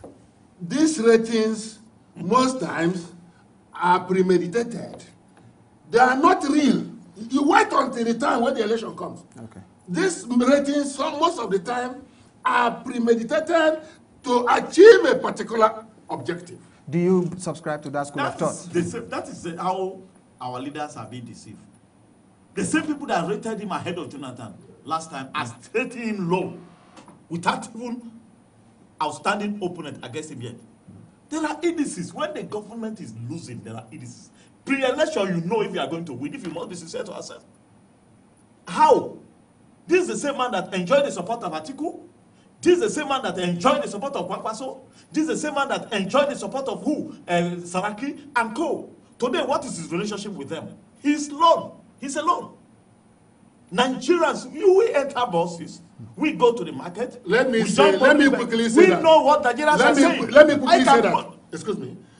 In politics, the only permanent thing is interest. There are no permanent friends. and no permanent enemies. Even That was Nigerians, coming from, including Nigerians. That was coming from This is a president Dr. that has Nnamdi successfully Azikiwe increased of blessed everything memory. except He said there are minimum no wages. permanent friends. But I let don't me know, say, get it. It's not about permanent friends. I'm not let here. me say, What we are saying that the let us interest- be the sincere interest- with the excuse situation me, of this excuse country. me. The I'm interest- not here to tell you about Buhari this or that. The interest We are of this- talking of the government and the present He gave me predicament of this opportunity to country. talk. I don't know if you get what I'm saying, but today, this is the government that has successfully increased the fuel price. This government has increased electricity tariffs that the people pay to the national electricity, the power holding company or whatever, name, Abuja Electricity Division or whatever. I don't know if you get it now. There is no any single corresponding increase from the government to the masses. Has still been able to successively increase the minimum wages that the civil servants are demanding, that the organized laborers are demanding? No. Can I quickly come in again? Has he? No. Is there any palliative measure being put in place by this very government? In the last administration, every month you see new buses in this FCT here, carrying people to Yanya from Kogwa, Suleja, Gwagwalada. Is this present minister under Buhari, has he buy any single bus for the people to carry around? Excuse me. This Go is ahead. the Yeah, So what can we are you talking react to about, that? when people are React- suffering, just people react- here, just people react say to the that. victim of Buhari It's maladministration. not fair now. I don't know.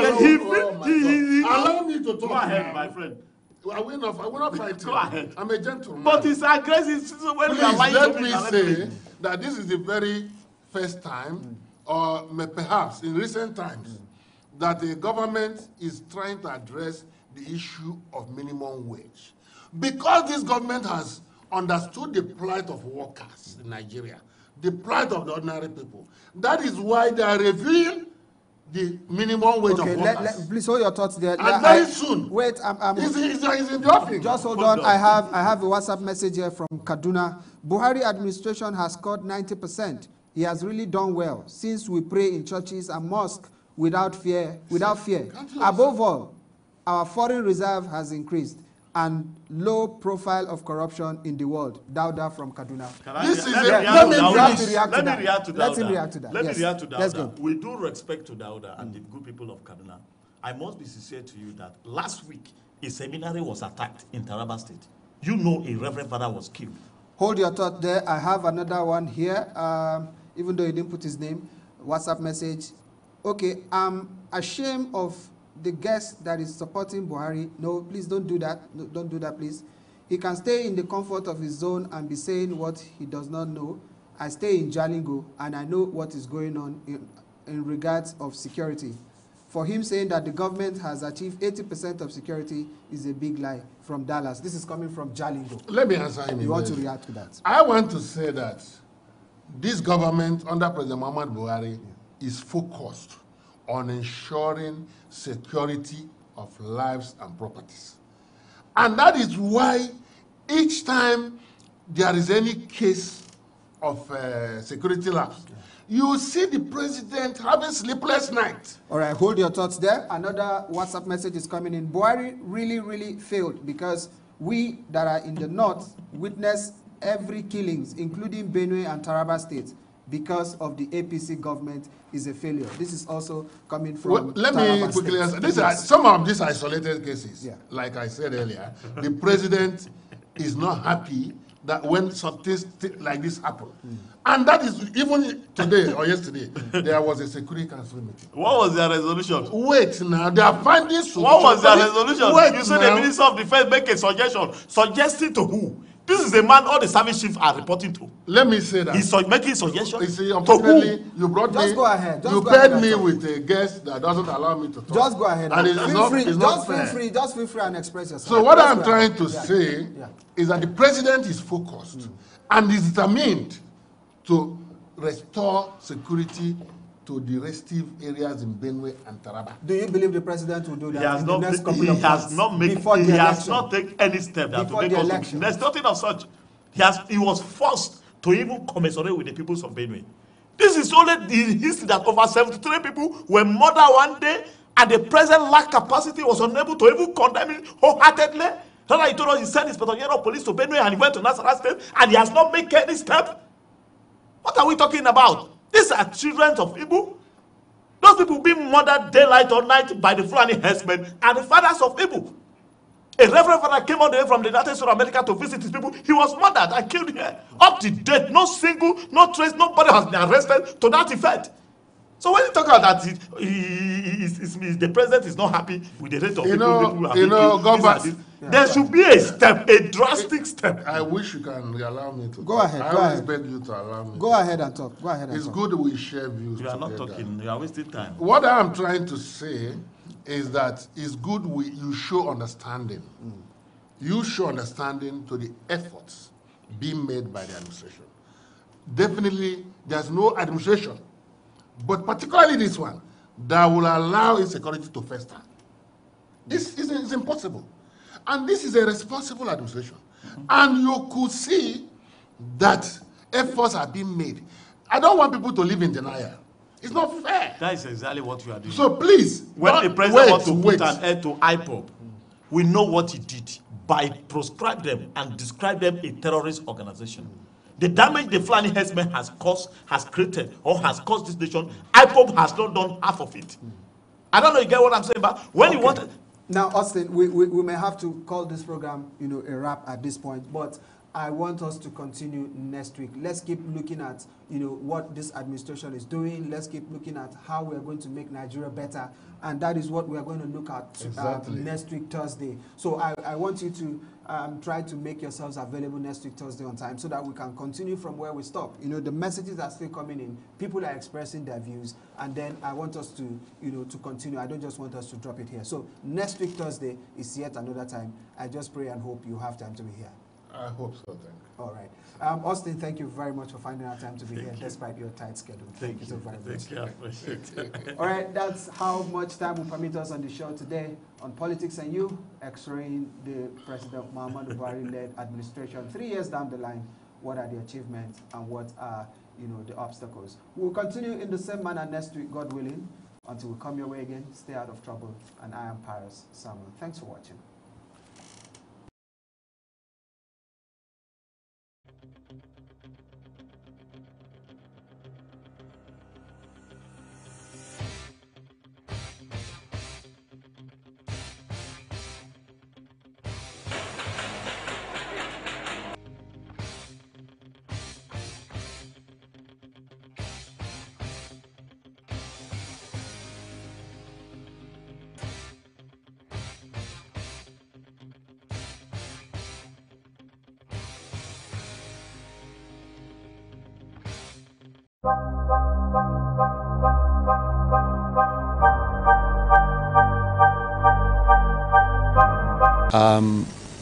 Vote buying is an offense under the Electoral Act 2010 as amended, and it falls under bribery, and the law frowns at it. It is bad for the electoral process. It is bad for our democracy. It is something that political parties shouldn't be engaging in. For us, it's an indication that our processes have been so strengthened that the political parties are now aware that it is very difficult, if not impossible, to rig elections. They have seen that it's a waste of time to snatch ballot boxes or to attack our staff at polling units or attempt to force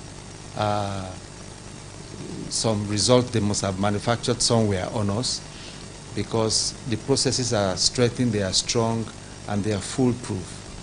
So I think what they now resort to for those who engage in it is to try and persuade voters on the election day by trying to give them some money as an incentive to sway their mind to vote for their own party.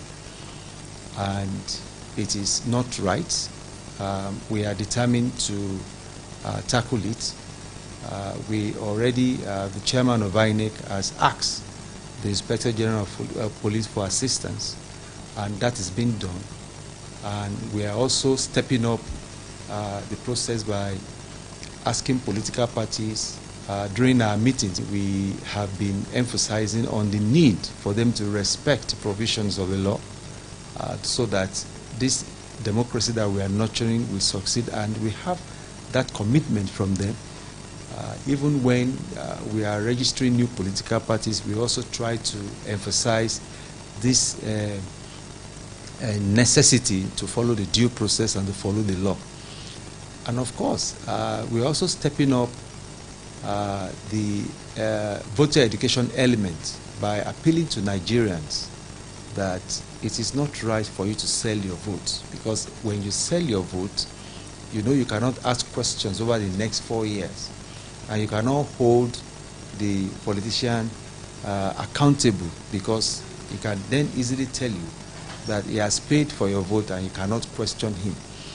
And for us, it's even, you know, an insult for somebody to offer you 4,000 or 5,000 naira for you to vote for me. I mean, is that what you are really worth?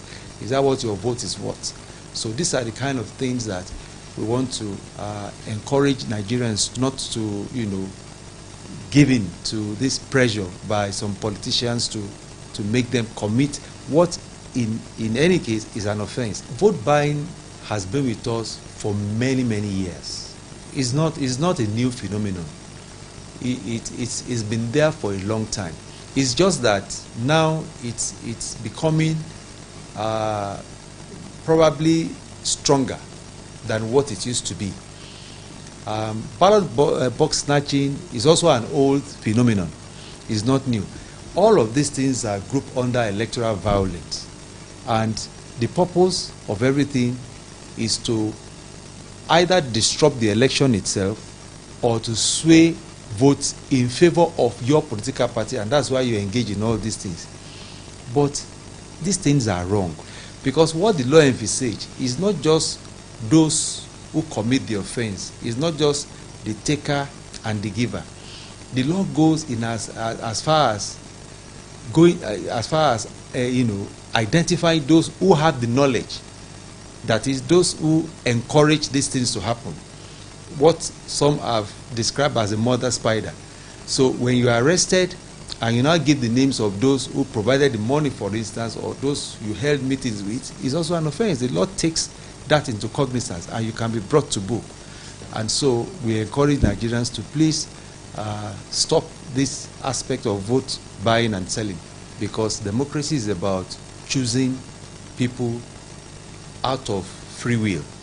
In other words, you are a political party, you have your manifesto, you go to campaign, people listen to you, people try to rationalize, looking at the programs that you have.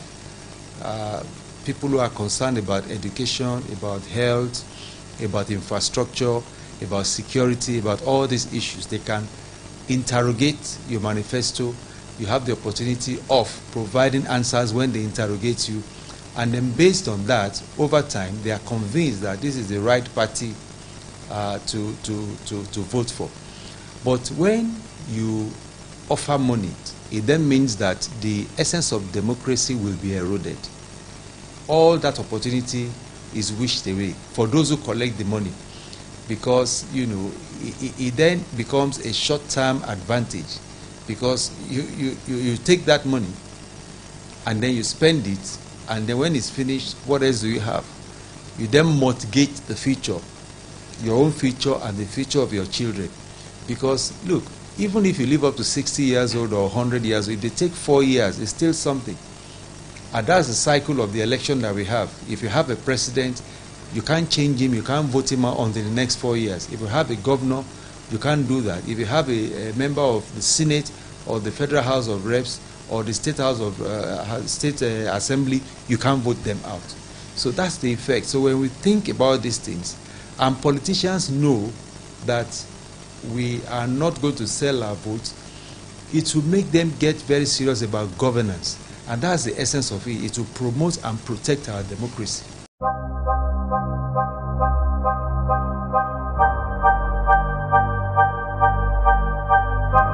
My name is Rotimi Ekomi. I work with INEC. We have, since 2017, registered over 12 million Nigerians. We still have quite a number of uncollected PVCs. We have just about 500,000 collected. We have about 7 million uncollected. So we appeal to Nigerians to please collect their PVCs. We also want to appeal to Nigerians not to engage in vote buying and selling. Not good for our democracy at all. Please express your choice freely. Don't engage in violence, especially to our youth. Don't allow politicians to persuade you to engage in any form of violence. It's not good for this country. Democracy is about choice. You have the right to interrogate the manifestos presented by political parties. When they come, ask them questions. What do they have for you in education? What do they have? What programs do they have under health, infrastructure? All the things that you desire for the country to make this country better. And if they provide the answers and you are convinced, then you can, of course, make your choice. Right now, the choice is vast. We have just registered 23 new political parties. Now we have 91 political parties. So if they all present candidates, fine. But if they don't, those that present candidates, you also have the opportunity to make your choice freely. And I wish you all the best. I wish our country all the best. Thank you for listening.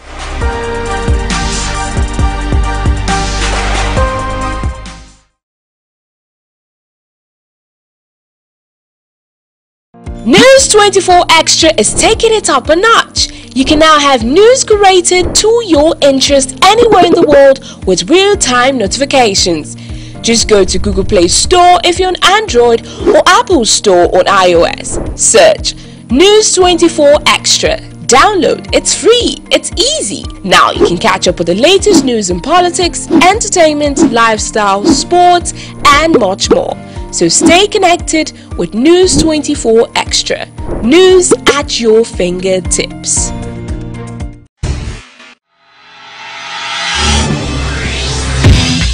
People's Television Nigeria has gone mobile. You can now watch PTV Nigeria on the go anywhere in the world. For real-time notifications, just go to Google Play Store if you're on Android or Apple Store if you're on iOS. Search for PTV Nigeria. Download. It's free. It's easy. And now you can catch up with the latest news analysis and political discourse on the go. So stay connected with PTV, Nigeria's #1 online TV.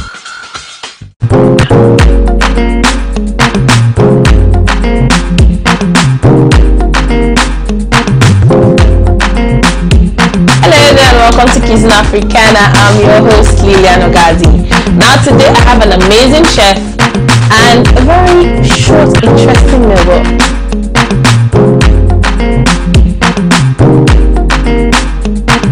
This week again. Yeah, this week again we have something super amazing. Okay, last week was amazing and then this week it is super amazing. So what are we preparing this week that is super amazing? What we have to make today is called Ikira Nicho. Now, Icho is the name for what I am. Okay. Then Ikira is the Ikira made from Icho. So what is Ikira first? This is the Ikira made from Icho. The name given to sounds like Akara. Yes, but I don't want to use the word Akara because in my language we call it Ikira. So Ikira Nicho. Yes, that's to cakes made from what I am.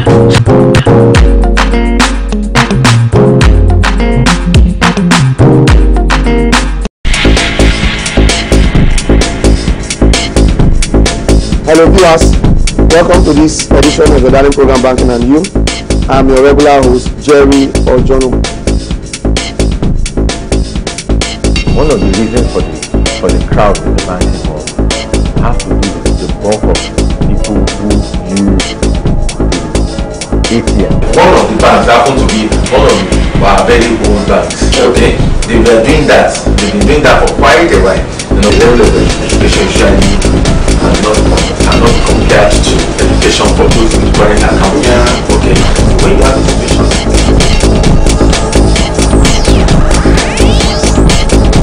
Hello viewers, welcome to this edition of the Darling Program Banking and You. I'm your regular host, Jerry Ojono. With me today, People's Television Nigeria has gone mobile. You can now watch PTV Nigeria on the go anywhere in the world with real-time notifications. Just go to Google Play Store if you're on Android or Apple Store if you're on iOS. Search PTV Nigeria. Download. It's free. It's easy. Now you can catch up with the latest news analysis and political discourse on the go. So stay connected with PTV, Nigeria's #1 online TV. As usual, I am excited today. Like, AY has done a whole lot for people. I'm not just his baby mama, I am his manager. And we all know that Wizkid had he had numbers of baby mamas. And he said you don't need some leaders of the National Assembly. The worst form of democracy is said to be better than the best form of military regime. We are trying to build political blocks. Just days after he defected from your party, I believe the politics taken too far. Members of the new board of Police Service Commission. You know, that's also the fact that his seat should be declared vacant because we have some states that have experienced, you know, some level of insecurity. The headship or the leadership on the Senate or the House of Representatives. But I have gone beyond that now, beyond partisanship. I don't think a lot of you know the crisis in the NDC. We know that the people of the country are getting more information about what is happening to us. With what you know about the person, you can go ask yourself. But one of the things I've come to observe is that I'm the Agbero. That made me like this Agbero. He don't need PVC. He don't need PVC. I was trying to convince him. News emerged that Jones Abiri, a Bielsa-based journalist, is out on bail. And there's nothing, of course, that makes them to have this guy. As a citizen, first of all, every citizen has the right. What is happening in society, what is happening everywhere around him. From that day, Saraki knew that he was a madman in the APC. He should ask these people who leaked the information. That is his business. This is not the first time JSS was taking over the National Assembly. It may be extremely very difficult to remove a Senate president. But the question is the viability of most of these 91 political parties. Of course, you can't prosecute that investigation. It will be easier for you to have those people with the like minds to join you.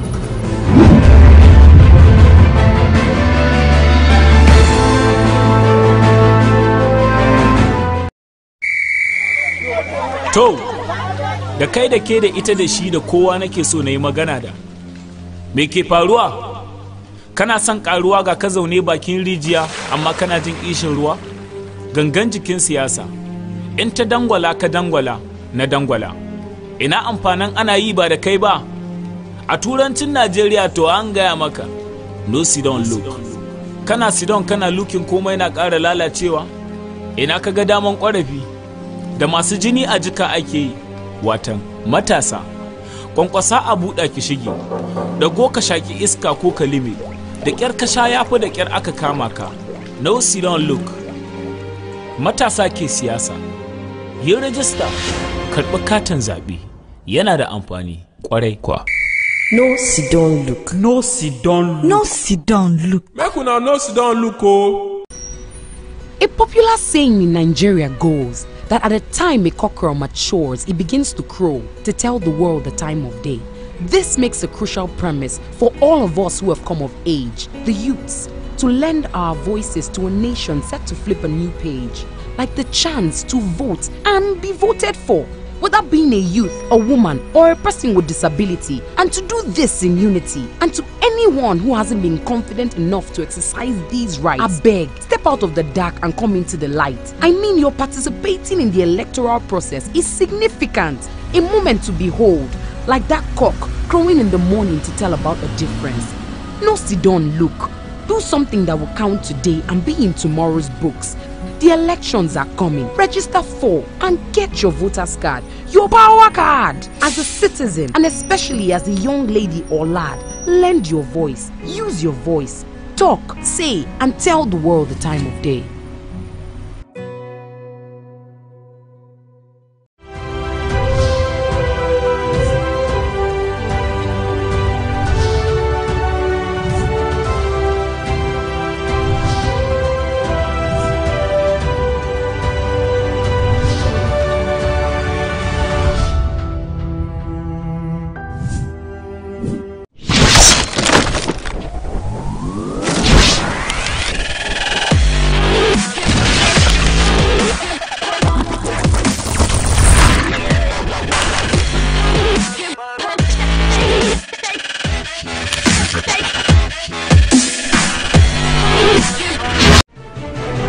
on topical issues as always.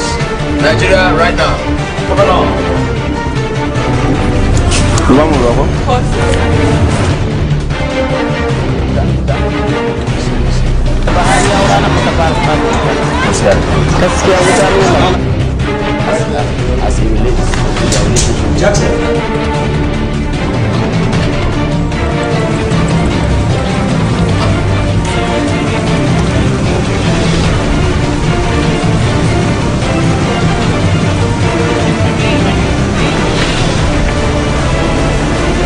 So that's it. This is Nigeria right now.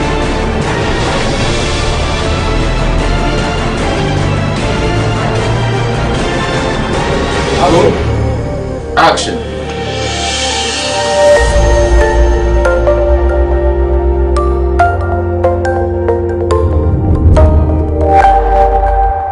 Yes, this is Nigeria right now with Vixen Irebu, and of course we're at Honorable Tony Nwolo's place. Tony Nwolo is the sponsor of the Not Too Young to Run bill.